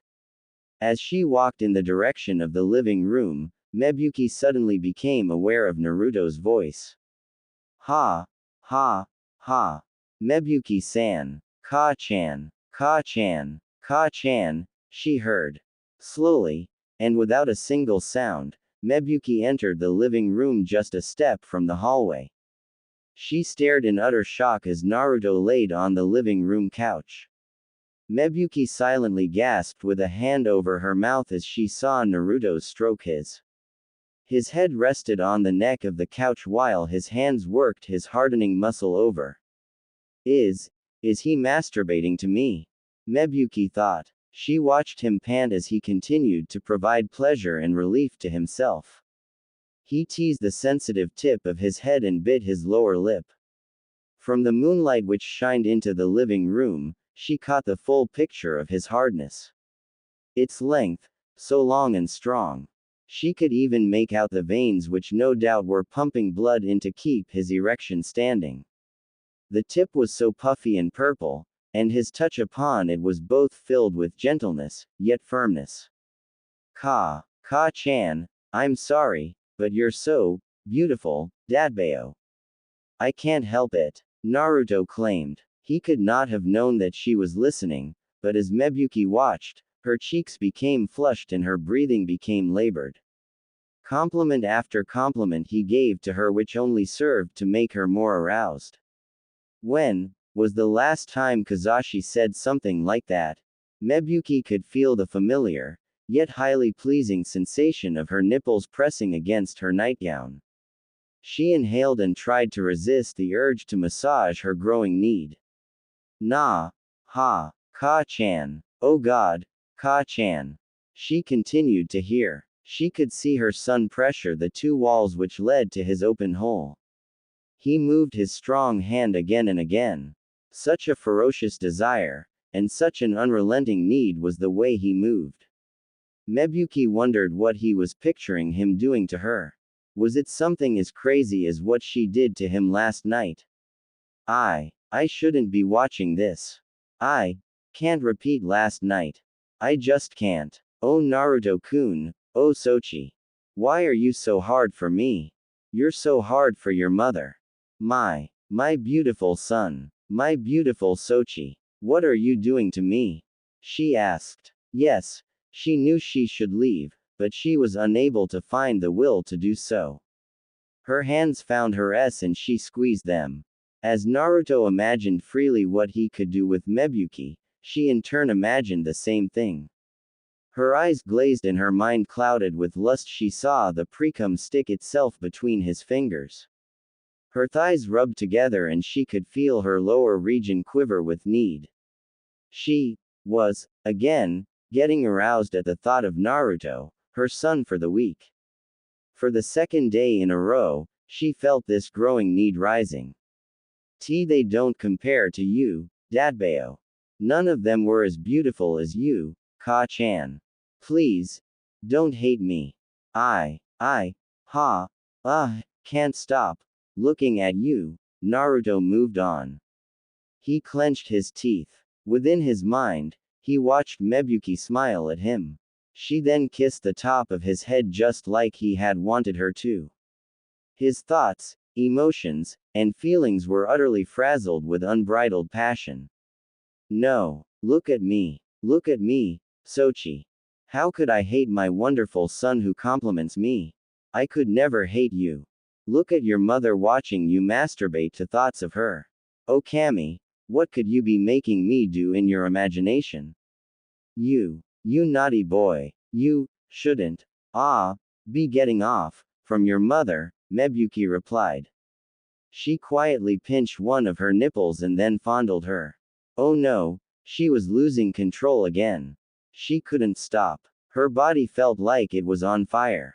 Strike after strike of lightning exploded from her body. Her free hand slid into the crest of her gown. Just touching her almost threatened a moan from her mouth. Word after word, Mebuki heard Naruto compliment her. No woman was as beautiful as her. Her lovely legs, her wonderful smile, her captivating face and smile, everything about her was just perfect. Everything about her was. Why? She continued to hear how happy she made him. Oh, yes. Her son. Her strong, wise son. More. Let her hear the brazen echoes of your increasing lust. Her breathing increased as blood rushed through her lungs. Her chest felt constricted by her gown. Her legs were feeling weak. How she kept standing was beyond her, but as she thrusted 2 fingers into her sopping, she leaned her head against the wall, her breath coarse. Ka-chan. Mebuki Ka-chan. Ah. With her eyes sharply focused on the scene, Mebuki watched the blonde throw his head back as his cum quickly covered his dominant hand. His labored breathing filled her ears and his muscled chest drove her wild. She could feel her own orgasm reaching. She was so close before she heard him curse. Kuso. I actually did it. I really am the worst. Mebuki-san was kind enough to be my ka-san for a week, and this is how I say thank you. Plus, she's married. How can I come between that? If Sakura ever finds out, she'll absolutely hate me. Maybe the village was right. Maybe. I am a freak after all, Dadbeo, Naruto claimed. Mebuki's lust slowly began to vanish from her eyes, but her arousal was not so easy. Her son, Okami, her beautiful son, was conflicted by his decision to express the physical attraction he had for her. She was not so blind to see that she had it as well. If she did not feel the physical, mental, and emotional attraction to him, then she was sure she would not be here so quickly in tune with his intense desires. As a mother, and as a woman, she felt herself reach out to him spiritually. Her very instincts of both these natures exploded together. How long had it been since she felt this way? This type of love. So much more than parental love, yet, so much more than attraction love. When she looked at him, when she looked at the one she had taken as her son for the week, her chest flourished. Not even Kazashi made her feel this way. She had to educate him. She had to teach him in the gentle ways that only a mother could. For in these 2 days, he had taken her heart gently. Her beautiful, handsome, loving son. Gathering her courage, Mebuki stepped into the living room. Is that what you believe I will think of you? She asked, which alerted Naruto to her presence. His eyes widened with fear as he walked over to him. From that distance, it was impossible for her to not hear him. Mebuki-san, I'm sorry. Please forgive me. This isn't what it looks like. I didn't mean to. Naruto stammered as he tried to find something to cover himself. He quickly grabbed one of his couch pillows and held it over his legs. He stared down at the floor. This was easily the worst and most embarrassing moment in his entire life. Oh, you meant to. I know you meant to. I heard you after all. Also, Sochi, be careful when addressing your mother by her first name. I always try to teach you to be respectful, she said. Naruto did not reply. He was not sure what he was supposed to say that wouldn't end up making this situation even worse than it already was. However, he saw her shadow and she stood before him. Sakura's mother gently placed her hands on his cheeks and pulled his head upwards to look upon her. Oh Sochi, why would I ever think less of you? I'm so flattered you find me attractive. You are not some freak, nor are you some crazed degenerate. You are my wonderful son, and I, as your mother, have failed you in not recognizing your need for continued guidance. Oh my baby boy, don't be ashamed. Let mama see your affection for her, Mebuki said. Before Naruto could respond, she grabbed the pillow he used and gently pulled it from view. Under the light of the moon, she stared at his hardened rod.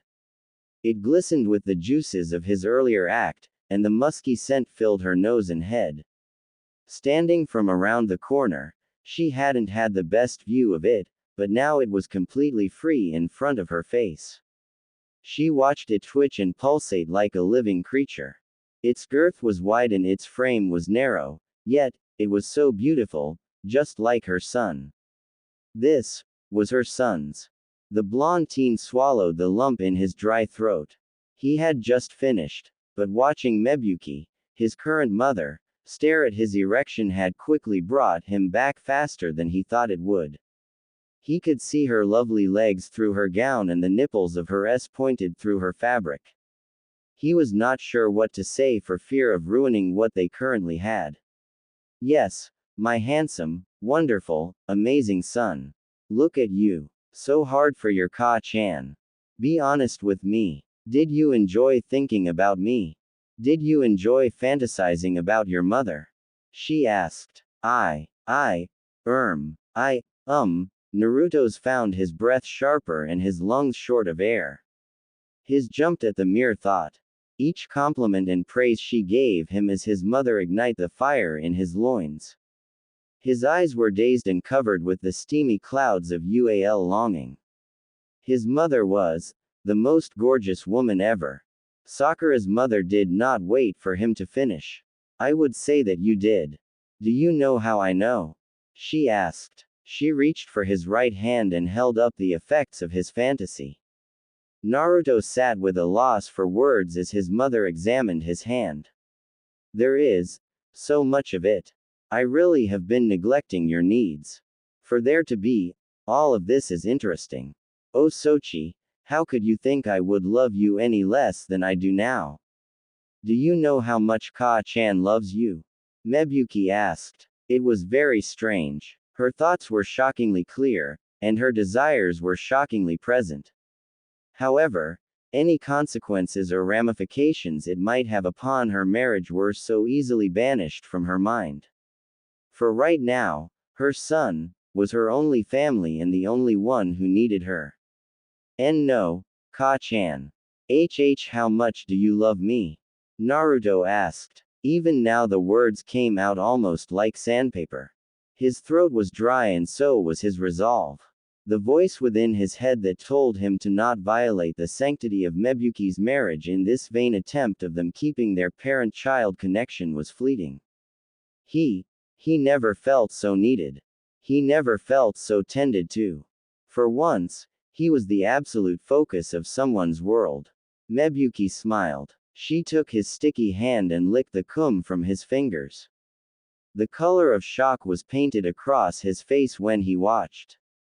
She did not do this quickly either. She slowly traced her tongue across each of his fingers. Within her mind, she formed images of the times she had with Naruto as her son upon each of these fingers. She ate his thumb just as he had as a baby when she had him and when she held him in her arms. She then went to his index finger.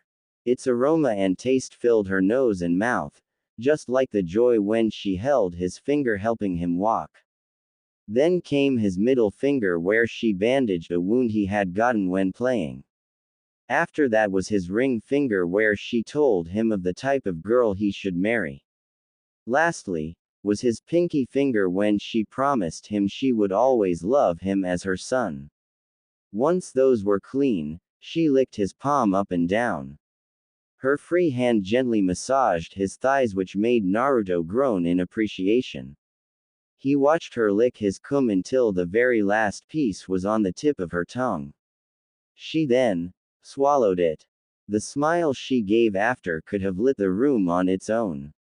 There. QLL clean, she said, looking at him. They both stared at each other for a moment. The one who had not known the love of a mother and suddenly gained the honor, and the one who had not known the heart-clenching bond between a mother and her son were these two. Mebuki had not thought before, but a mother-son bond was so different from the bond she felt with Sakura. Try as she might, she had no excuse. For within her heart, for this week, Uzumaki Naruto truly was her son. Her most wonderful son. Her son that could do anything. Her son that was her brightest star which shined under the moon in the heavens. She leaned forward. She had let him suffer upon the couch for a time. As his mother, it was her duty to teach him of proper UAL etiquette. Her mouth was just inches from his own. He could feel her breath tickle the hair just above his lip. At this moment, the last piece of resistance from Naruto struggled to get out. Keika-chan, what about? He did not finish. He could not finish because she had silenced him with her lips. Naruto's eyes stared wide at her, but his closed when he felt the flaming pleasure blast through him as his tongue pushed against hers. He could her smooth, silky hands caressed his legs. His pushed against her stomach as she kissed him. Her other hand sensually caressed his cheek. She grazed his whisker marks which made him groan into her lips. Mebuki then took her free hand and grabbed his arm. She pulled it until Naruto got the idea and rested it on her hips. She felt so wonderful. She was almost like a doll, so fragile that he thought he might break her if he were not careful. Yet, for Mebuki all thoughts of logic were destroyed from her body under the spell of her son's kiss. Such an immoral desire, yet she was unable to stop. Drunk like a fine wine she absorbed his lips, her handsome son's lips. They both ended the kiss slowly almost as if to savor the moment. They looked at each other. Whatever happens in our house stays in our house. They both slowly nodded. They were unable to stop. Logic had been replaced with desire and there was no one to bring them back. So, Mebuki slowly slid off her son and rested her knees on the ground. Good boy. Now then, tell Ka-chan about your trip. What kind of UAL education did Jiraiya of the Sannin teach you? What naughty things did you learn that would make you fantasize about your mother? Mebuki asked. Naruto blushed and looked down. None, he said rather meekly. Though this greatly surprised Mebuki, she did not stop teasing the sides of his thighs. She was so close to his erection that her very breath tickled him, but she moved no further. I think it was my fault too. I think he tried to teach me, but I thought it was always him trying to get me to read one of his books or use one of my techniques I used when I was younger. So, he never really taught me anything like this and I focused on my training, Naruto explained. He then moaned when the air was ed out of his lungs as Mebuki kissed the tip of his head. I see. Well, you seem to have enough education to fuel your naughty desires about me. Well then, let mama take care of you, and your education, she said. She then kissed his again watching it pulse and twitch under her ministrations. She stole a peek at her son. His eyes were tightly closed and his fingers had balled themselves into fists. She gently smiled. She continued to play tiny, playful pecks on his expanding head. Keika-chan, Naruto said, but any other words were lodged in his throat while air expelled from his lungs in the form of deep moans. Mebuki slowly scaled her nails over his wondrous phallic skin. The very heat from his member was warming up her hand. Such a beautiful you have, Sochi. I'm so proud to be your first. Such a massive, potent thing. Do you want me to it? Do you want your mother to take you into her mouth? Tell me what you want, Mebuki said as she slowly pursed her lips and blew over his length sending chills of bliss through his body. His face flushed. Naruto opened one of his eyes and he stared at his mother, her hand slowly keeping his from going limp. She gently squeezed its shaft. Up and down she moved her luscious fingers.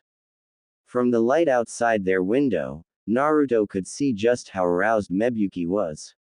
Her eyes were glossy with wanton lust. Though Naruto obviously wanted to Mebuki could tell her was still restraining himself for her sake. Oh it's not good for you to hold it in, Sochi.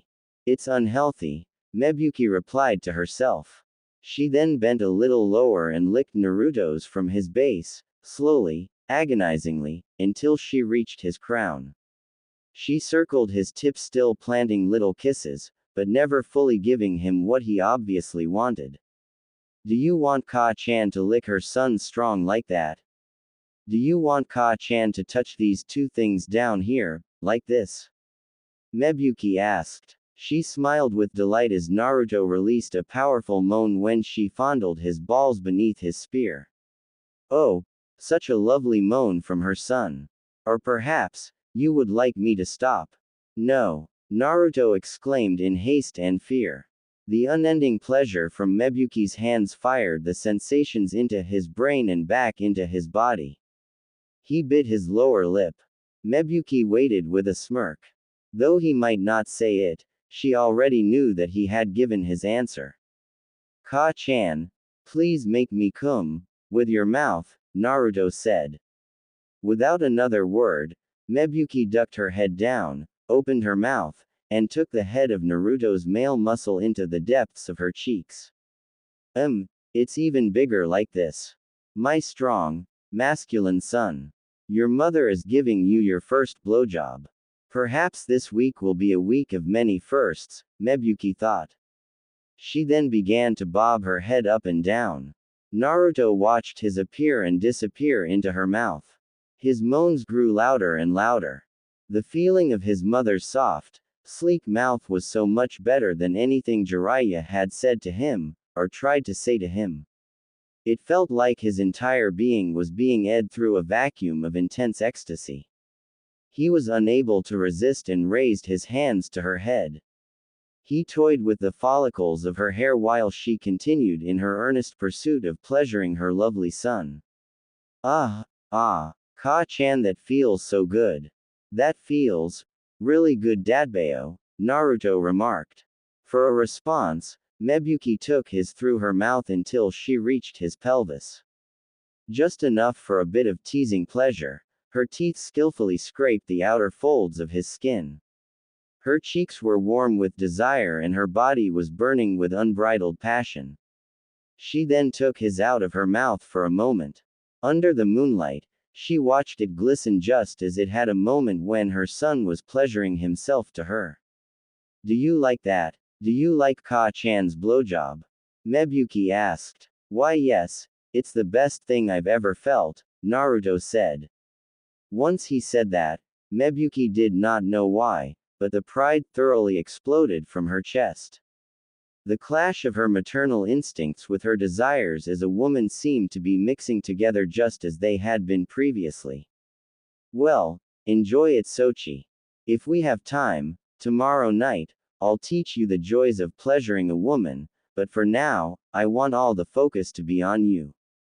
All of it should be on you, my naughty Sochi. How depraved, making your mother take this large, hard, pulsing thing in her mouth. Such a weapon, so strong, so masculine. If I was not here, who knows what maidens would succumb to this thing. I must continue to monitor it, the woman with eyes of emerald said, and she took his back into her mouth. Oh God, yes, Ka-chan, like that. Oh, Naruto said. He slowly started to buck his hips and his blonde mother found no qualms with this. She continued to his until it reached the back of her throat. Her tongue skillfully cradled it between her lips while one of her hands massaged his balls. The other was busy buried into her. Unlike Naruto, she hadn't gotten to cum yet and she could feel the flames rising once again from within her. Okami, ing on her sons was going to make her cum. It was going to be one of the best climaxes she had ever experienced. She could feel it. Together, their connection as mother and son for a time, only fueled their desires. Mebuki felt the increasing lust from inside her swell at the thought of her, his mother, on her knees silently begging for her son's cum to flood her throat. Her strong hand teased her skin as well. Cammy. She was just begging him to take control and hungrily thrust his into her mouth, but she was fine with his meekness for now. It was his first time after all. Naruto watched as his mother toyed with herself. From her words earlier, it was obvious that what was happening here tonight was not a one-time thing. Just that filled him with joy. The love and attention of a mother showing such unrestrained love for him nearly brought him to tears. He could feel his continuing to bump against her cheeks, her teeth, her tongue, and her throat. Strike after strike brought him closer than he had thought. His moans kept on exhaling, but the sight of his mother masturbating just as he had been to this act was threatening to send him over the edge. He then watched the older woman apply just a bit of spit for more lubrication in addition to the precum which was already sliding down his shaft. Aka-chan, I'm gonna come. Naruto claimed. He could feel his hardening. He could feel the rush of UAL juices inside of him traveling through the long stretch of his phallic tool just waiting for enough pressure to be explode. Mebuki paused and lifted her head off. Yet, she kept moving her hand. Come, Sochi. Let me see my beautiful son come for his mother. Ka-chan loves you, Naru-kun. Ka-chan loves you so much. Show your mother how much you love her. You wanted to come from my mouth. I think that's doable. Is that what you want to see? Your mother swallowing your thick, salty juice?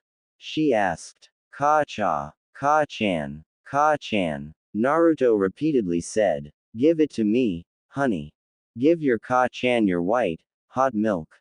Ka-chan will accept all of it, she said and took her mouth down on him again. She bobbed her head in earnest. No longer subtle, slow bobs, but strong, vicious, thirsty thrusts. She could feel him hardening and his heat burning the tip of her tongue. Yes, come for her. Show your mother the face you wore of pure pleasure. Come inside your mother's mouth. Quote exclamation mark quote. Naruto screamed. He closed his eyes, threw his head back, and grunted as he shot rope after rope of cum into Mebuki's mouth. The blonde woman dutifully ate it all despite some if it having gotten in her throat. MMMPMH. Mebuki squealed into her sons as he orgasm shattered her body.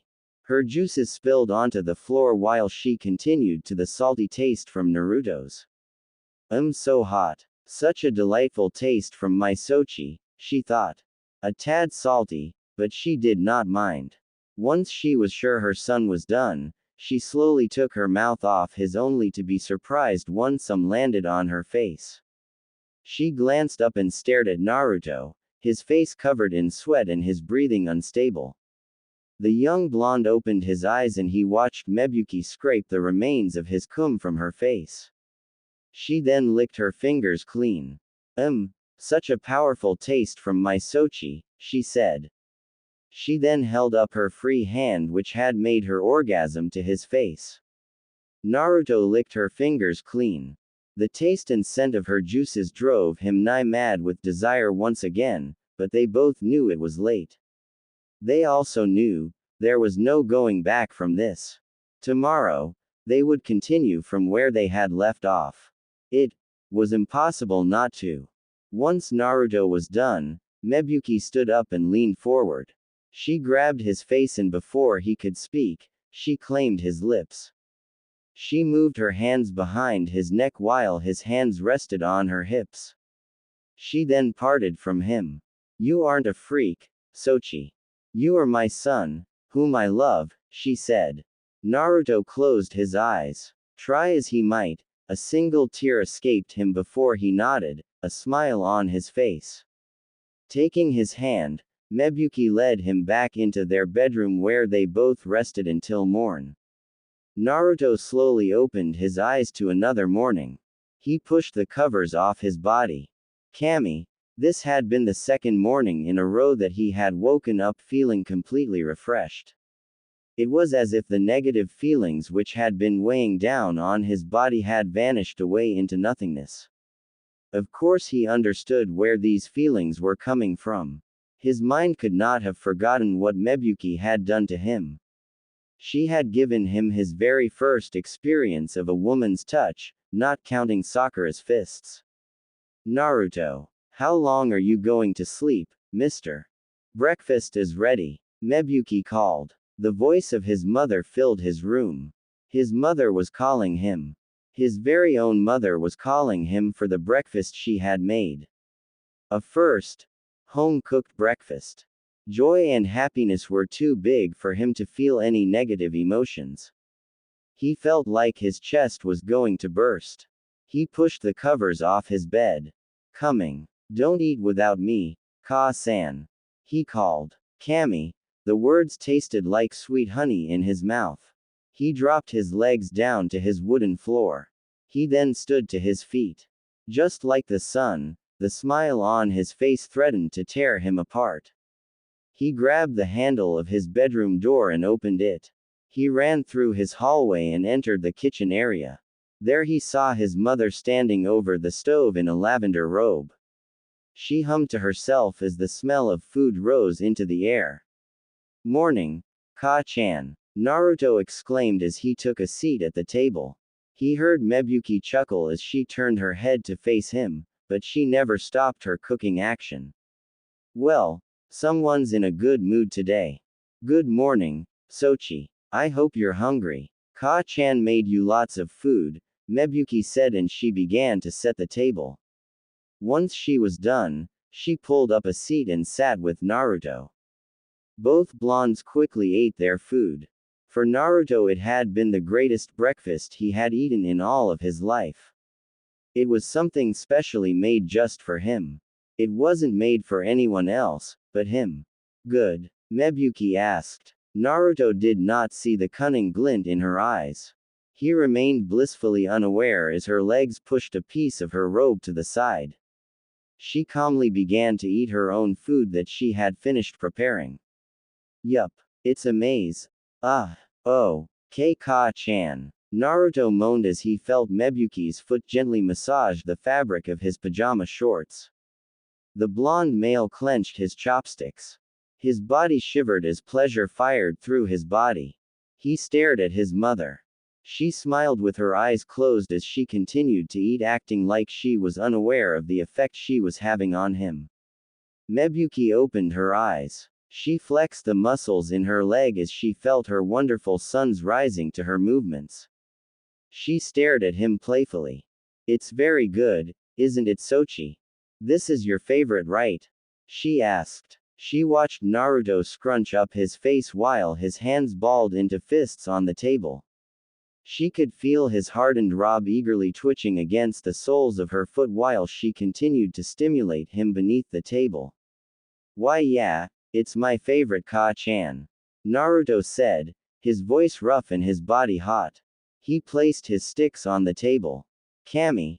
He could feel his piercing through the open flap of his shorts. He could feel his resistance dying as he used on of his hands to reach for his stiffening rod. Not just the firmness of his mother's legs, but the fabric against him was making this utterly unbearable. He was so close to reaching for it when Mebuki spoke. Come on, Sochi. You have to eat or the food will get cold. After I worked so hard for you too. If you don't finish it, I'm going to have to punish you, the blonde woman claimed. She chuckled as she watched Naruto struggle to eat. Oh, her poor boy. She then removed her foot from his. Naruto gave one more hiss before he looked at her, wondering why she had stopped. He had been so close to sending his shorts to the washing machine. Mom, the Kyuubi Jinchuriki asked. He watched her stand up and circle over the table towards him. Her fingers glided over the wooden furniture until she placed them on his shoulders. Naruto swallowed hard. If you don't finish your breakfast, then there won't be any night lessons for you, Sochi, she said. She then walked away waving him goodbye. This left Naruto alone with his food and with the worst erection he had ever been feeling at this point. By Kami, if he didn't devour his food like his life depended on it. Once Naruto was finished, He took it upon himself to repay Mebuki for the wonderful food by washing the dishes. He couldn't very well let his mother do everything. Of course, the fear of her wrath for him not doing the dishes was also there as well. He had no way of knowing, but blonde woman watched her son rinse the dishes, clean off the table, and place everything away as it had been back when she first used it. Sigh. I didn't even have to ask him. I usually have to yell at Sakura to even help me, Mebuki thought, but she quickly shook her head. In the meantime, she would have to go to see Yoshino and explain this situation. Hopefully her friend would not judge her too harshly. Perhaps Sakura's mother would leave out the more private parts of this agreement. At the very least, the older blonde didn't feel right involving her friend without her consent. She had only not done so earlier because she didn't want to be gone from Naruto for too long in case he worried. A quick shower, and a brush of the teeth for both. Later, Naruto strapped on his shoes and placed on another of the new shirts Mebuki had gotten him. As he grabbed the door, he found another smile on his face. He had always wanted to say these words once. I'm off, Ka-chan. Naruto yelled. He watched Mebuki slowly appear around the corridor. How rude. Where is my goodbye kiss? Unless you think you're too old to give your mother one, she said, and playful smirk on the blonde woman's face. Naruto chuckled nervously before he moved over to her. She turned her cheek to him and the Kyuubi Jinchuriki leaned over to kiss it. Yet, he stopped. He gave a small grin as well. Now, he could pay his mother back for that stunt at breakfast. One did not outprank Uzumaki Naruto and live to see the day. His lips moved past her cheek and into her ear. Women were supposed to like this kind of thing, right? Judging by the whispering that the pervy sage always did to those brothel girls, then this should work. He whispered into her hair, making sure the warm flow of his breath reached her lobe. Mebuki instantly shivered as Naruto kissed her cheek. He then raced out of the door, leaving his mother for a week standing in front of the doorway. He felt so accomplished with himself as he ran down the stairs and entered the streets. Clear of his throat, and the sun on his face, he marched towards the Hokage mansion. It had been something he should have taken care of days ago, but he felt he was deserved a little peace every now and then. With Naruto being gone, Mebuki finished whatever clean-up she could before getting dressed herself. An exhale through her lips, she grabbed Naruto's spare key and walked out of the apartment. She made sure to bring a set of scrolls with her. At least if anyone saw her, then she could play off the suspicion by claiming that she was giving Naruto some scrolls to read. That was a plausible excuse. Mebuki walked through the streets of Konoha. She felt rather pleased with herself and with Naruto. Ever since she had been staying with him, that uncomfortable feeling in the pit of her chest had stopped. Just remembering his bright smile made her happy. It was such a wonderful feeling that she couldn't deny the guilt she felt previously had been greatly diminished. Sure, things were a bit more personal than she assumed they would be, but she couldn't bring herself to mind. She only hoped that Yoshino would be able to see what she saw. Thankfully, the Nara household wasn't very far. Mebuki stood before one of the Nara guards. She spoke with him in regards to seeing Shikaku's wife. The guard quickly muttered something beneath his breath and she had a thought as to what it was. Typical male Nara attitude. Smart men, but hopelessly lazy. Thankfully, the guard returned and ushered Sakura's mother inside. In no time, she found herself hugging one of her best friends. She and Yoshino laughed as they shared small-time pleasantries until any who were in earshot had been dismissed. As soon as they were, Yoshino sat at her family's table. A drink moved through her fingertips. So, mind telling me when this onsen vacation of ours was supposed to start? Yoshino asked. Mebuki felt a small chill run down her spine. She hadn't even told Yoshino about that just yet. Still, it was obvious that she did know, so there was hardly a point in covering it up. The blonde woman exhaled, but she couldn't help the nervous chuckle which came from her lips. How did you know about that? Mebuki asked. She watched her friend stand up. The matriarch of the Nara family then grabbed a book which had been on one of the shelves in her living room. She placed it on the table. Mebuki quickly realized it is one of her favorite books which she had been reading. She had forgotten it back at home. Kazashi-san came by my house late last night. He said he was glad he caught me before we left. I couldn't even ask him about the trip. He left too fast. I was planning to go by your house to ask him to explain what he meant. But since you're here, then I guess I don't need to. So, better start explaining. Yoshino said. Mebuki exhaled. Something told her she was going to need to lie down after this. However, she held her head up as strong as she could. Very well. However, before I begin, I do want to apologize for involving you, but all I ask is that you hear everything I have to say and, please don't judge me too harshly, Mebuki said. Yoshino, now very intrigued, slowly nodded that she would do as her friend asked. So, Mebuki told her about Naruto and what she had been doing. She told her friend how she had taken it upon herself to become the young man's mother for a full 7 days. Now Mebuki skimmed over the private details, but she could tell that her story was stumping her friend. Yoshino's eyes kept getting wider and wider until Mebuki finished her story. Yoshino, I'm not going to ask that you accept what I'm doing. If our roles were reversed, I doubt I would be able to, but I can feel it, Yoshino. He needs me. He needs someone. If I didn't help him, I just knew I was going to regret it. This was the only way I know how, Mebuki said. For herself, Yoshino took the time to gather her thoughts.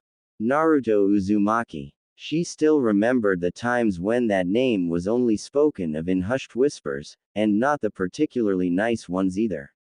It seemed only recently since his defeat of the Akatsuki leader, Pain, had he gained any sort of recognition. It seemed only recently that he was being treated like he should have been treated from the start. Given Mebuki's story, Yoshino couldn't help the sudden guilt which rose within her as well. She knew Naruto wasn't a bad kid.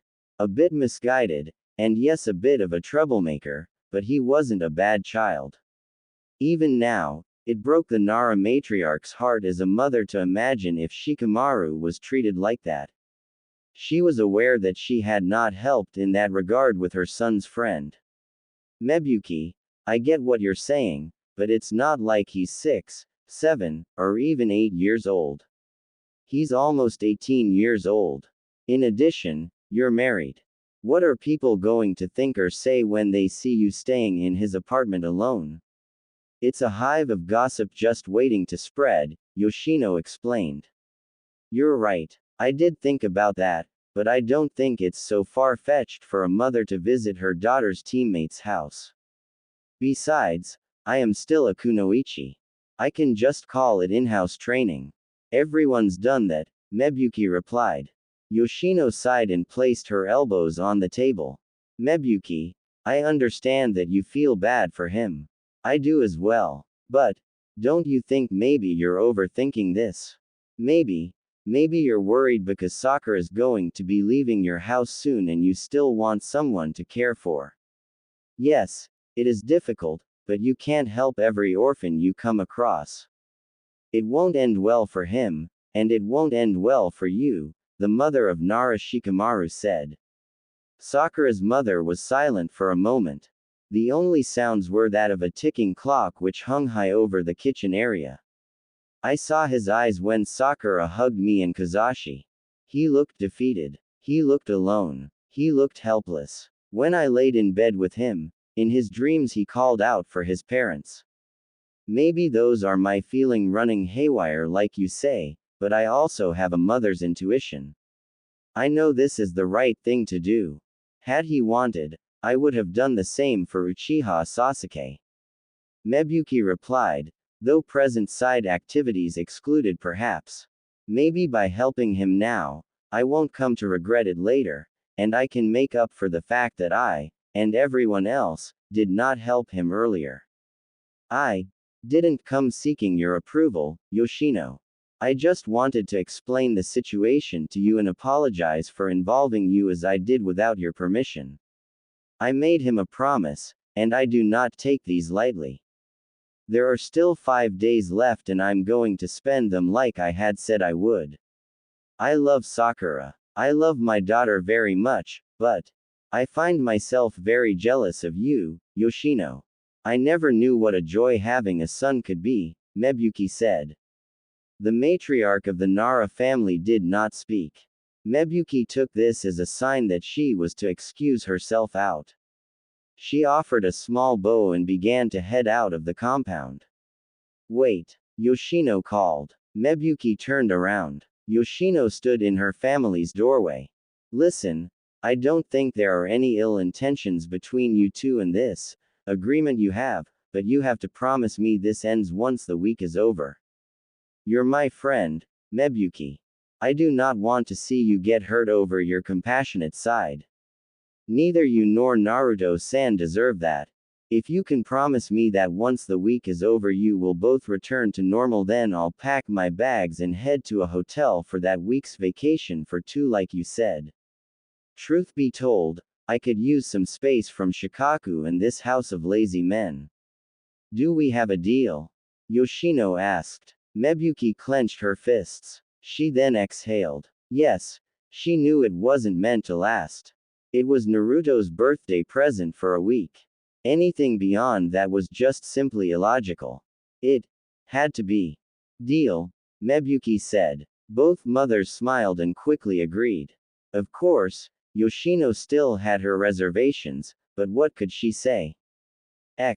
So you and Sakura were trapped in a genjutsu world created by Madara. It seems he truly is preparing for war as we suspected. At least the both of you are alright. Are there any details you can share about it? Asked the Godime Hokage, Senju Tsunade, from behind her desk. At her side stood her trusted aide, Kato Shizune. Naruto had just gotten through telling her the basics of what had happened. He really wished Sakura was here to back up his story, but he felt like he wouldn't have been able to hold his nerve if he had seen her. Details. Well, it was a world we both wanted. He said it was a world perfectly designed for the both of us. I don't know what that meant for Sakura, but I got to see Ka-chan and Tu-chan, Naruto claimed. Tsunade and Shizune stilled upon hearing this. The latter stared at her master out of the corner of her eye. Tsunade had always been fond of Naruto and vice versa. The two always had their little oddities in how they showed respect to each other, and it was very clear that the Godime Hokage was worried. I see, so you met Minato and Kushina? Tsunade asked. Truth be told, Naruto didn't want to think about it. It only made that separation much tighter in his chest. However, ever since Mebuki had claimed to be his mother for a week, that feeling of discomfort and anxiety seemed to slowly melt away. Why yeah, it was hard to tell, but I knew they weren't mine. They couldn't have been mine after all.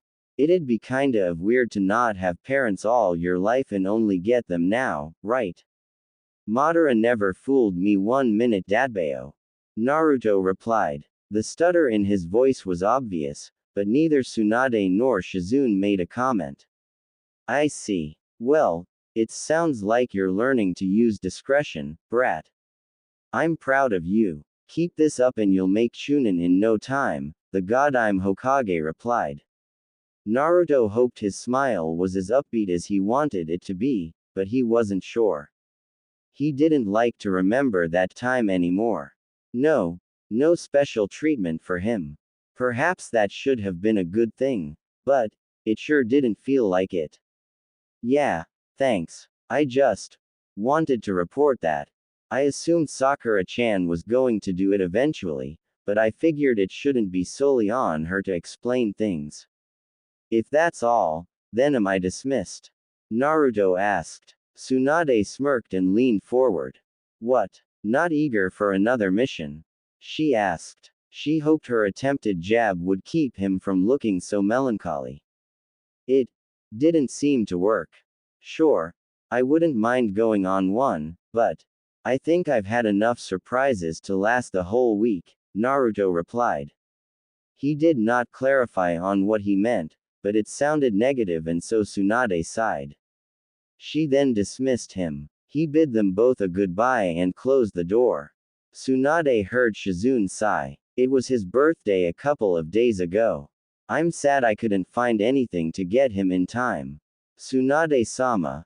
Maybe we should. The dark-haired woman heard her master sigh. She turned and noticed Tsunade held her head in her hands. Don't, Shizune. I know. But the brat's not a little kid anymore. We were just too busy. If you really want to get him a gift, then get him one at some point next week. Naruto practically adores you sometimes, the blonde Hokage said. Shizune chuckled rather nervously at this iteration, but cleared her throat. What about you, Tsunade-sama? You should get him a gift too, she replied. Tsunade quickly waved her assistant off. She had never been the best with birthdays. In fact, she hardly celebrated her own. I'll think about it, Tsunade said before she continued on with the rest of her work. She heard her young friend give another sigh. What was Tsunade supposed to even say about this situation? Naruto went to another world where he got to see his parents. That must have been heaven on earth for him, and to have it ripped away was borderline cruel from fate. Just like the temptation that Orochimaru had brought to her regarding Dan and Nawaki. She would like to say she didn't even need to think about her choice, but she did. What could she even say to Naruto when he told her that story? Naruto exhaled as he climbed up the stairs towards his apartment. To be honest, recounting that story left him rather drained. He wondered what Mebuki was doing. The Kyuubi Jinchuriki was still in his time off since the previous mission, but he knew that wasn't going to last long. He opened his door and stepped inside. Almost immediately, Naruto heard light humming. No doubt his new mother was in the living area. He found a chuckle on his lips. Like water in a desert, that hum seemed to revitalize him. He walked around the corner and he spotted Mebuki sitting on the couch, a book in her hands. One leg over the other, she seemed happy with whatever she was reading. Hey Ka-chan, I'm back, Naruto announced. Mebuki lowered the book. Welcome back, Sochi. Shouldn't you be out doing whatever young guys do? She asked. Naruto smiled at this question, but he couldn't come up with an answer. He was not sure what she meant by what young guys should be doing, but it sounded suggestive. At least it did to him anyway. He took off his jacket and hung it in his room. He then slipped his shoes off and neatly placed them away. Once this was done, he returned to the living area and sat on the couch. What are you reading? He asked, a slight stutter coming through which he didn't know from where. Mebuki noticed this and her smile was evident of that. Oh, this old thing. Just something someone recommended to me. Young man like you wouldn't be interested in mushy stuff like this, she claimed. Naruto blanched inwardly at the thought, but he found himself not so quick to write it off. Perhaps it was the talk with the Hokage and Shizune from earlier, but he found himself rather melancholy. He wondered what books his actual mother liked to read. Would he have found them interesting also? If they could stay like this, then maybe a book wouldn't be so bad.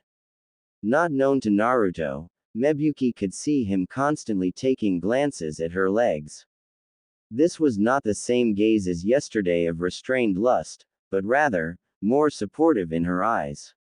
Her smile widened. Honestly, what a greedy son.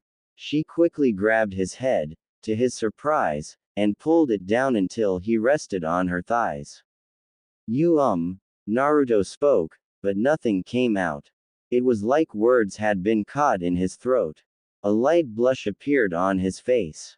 His mother's thighs were very warm. He felt a hand brush through his hair. It was a very odd feeling. He turned his eyes towards her. She continued to read. Shish. You're not doing anything anyway. Keep your Ka-chan company, will you? A book is more enjoyable when there is someone to read with, Mebuki replied. Naruto blinked. I guess, but, how am I going to read like this? Naruto asked. In response to his question, Mebuki leaned forward. This action caused her robe to shift, allowing Naruto the smallest peek into her open blouse. His throat suddenly felt very dry, and that was exactly what Mebuki was hoping for. Her eyes gleamed. I'll read it to you, of course. Now pay attention, Sochi. This will be on tonight's quiz, she claimed. Naruto gawked. She was serious about that. He had to be crazy. Of course she was. He couldn't say she lacked resolve.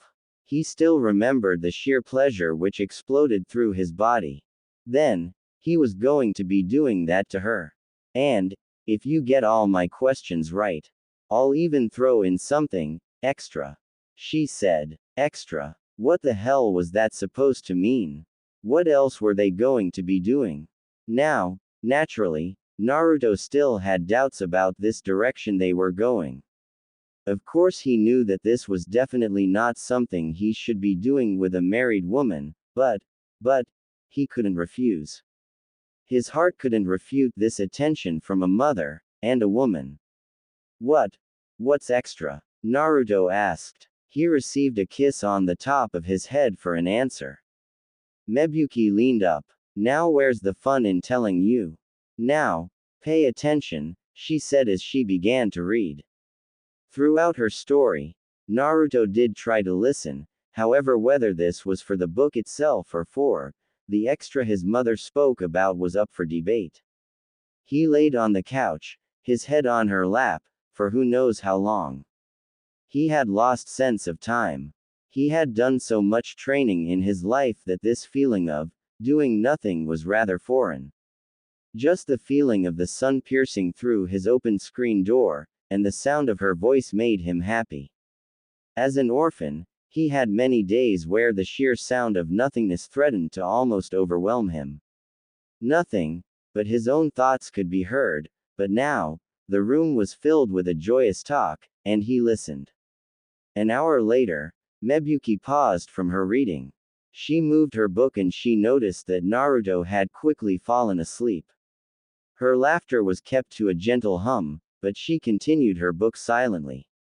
Mebuki always imagined this is what having a son might be like. One who liked to spend time with his mother, felt worry-free in her presence, and kept her company. Her fingers glided through his hair. Perhaps she shouldn't think this, but maybe she could try to have another child. She hoped she could get a son this time. Ka-chan, Naruto spoke. By his breathing, it was obvious he was still asleep. She left him like this. Well, perhaps not. Mebuki leaned over and kissed his cheek. She then continued with her reading. Yes, what a silly child. Some time later, Naruto opened his eyes. A yawn expelled from his lips, and he rubbed the sleep from one of his eyes. He didn't realize he had fallen asleep. Once he leaned up, he found that he had been covered by a blanket. Mebuki was gone and the house was quiet. Glancing at the time, he noticed it was just after 5. Had he really slept for that long? Pushing the covers off his body, Naruto walked into the kitchen for some water to ease the dryness of his throat. Once he entered, he noticed a note on the refrigerator. It seemed his mother had gone out for a moment and she claimed she would be back later. There was a comment that he could help himself to leftovers in the fridge. Yet, The odd part of the note was that after dinner he should go into his bedroom. He didn't know why, but a voice in the back of his head told him that he might not like to find out what would happen if he refused.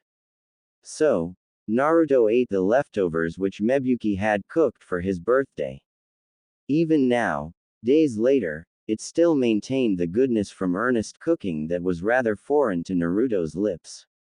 To think, all of his friends, even Sasuke, got this feeling at least once or twice in their lives. Now, at last, he was getting it too. Once he was done eating, Naruto walked into his bedroom and sat on his bed. He had to admit, it was a little embarrassing that he had fallen asleep so easily like that, but his mother's voice was very comforting. As he sat on the bed, he noticed the book that his mother had been reading.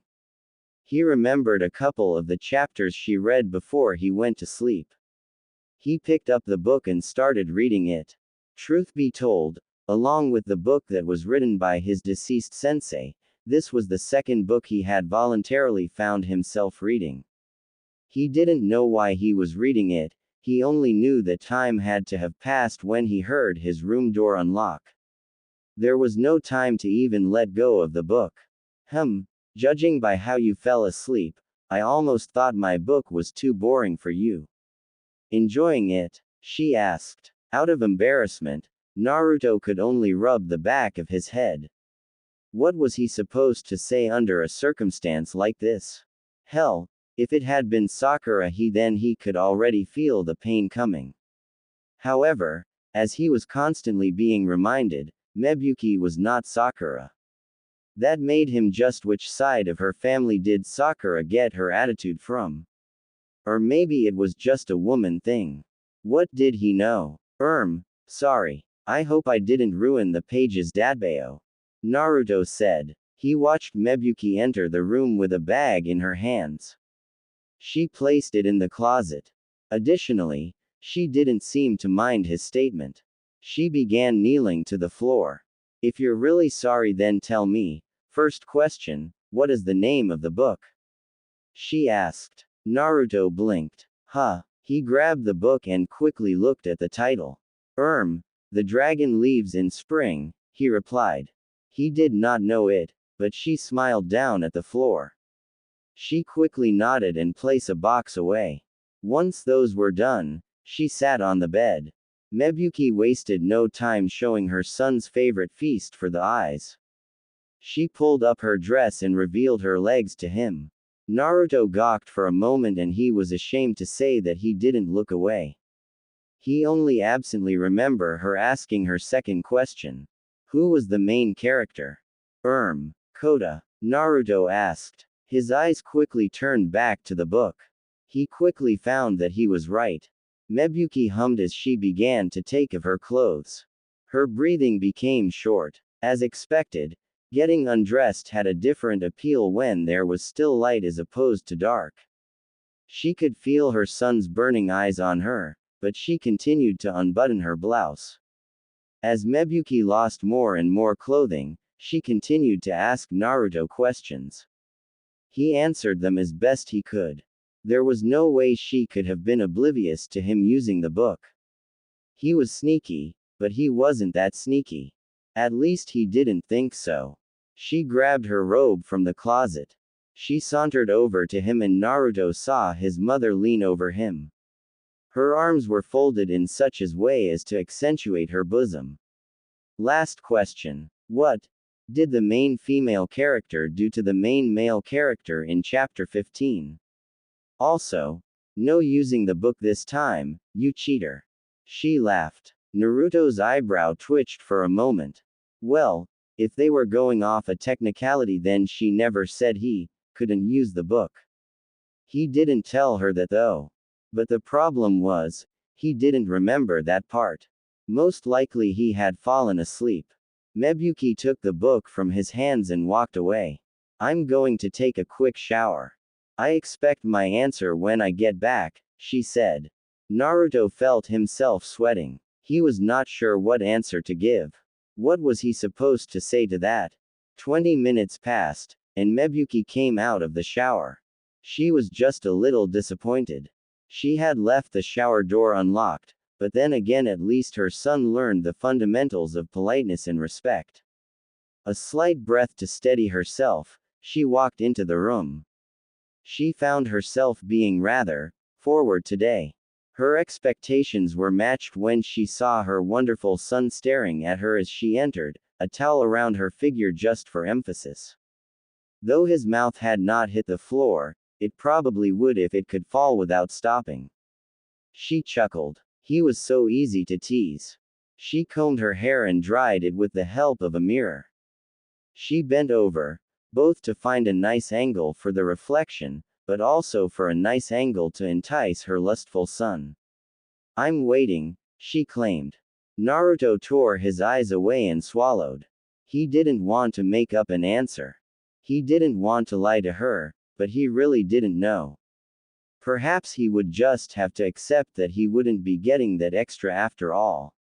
And not that he was hoping for it in the first place, but, at the very least he wouldn't need to cause his Ka-chan any more embarrassment.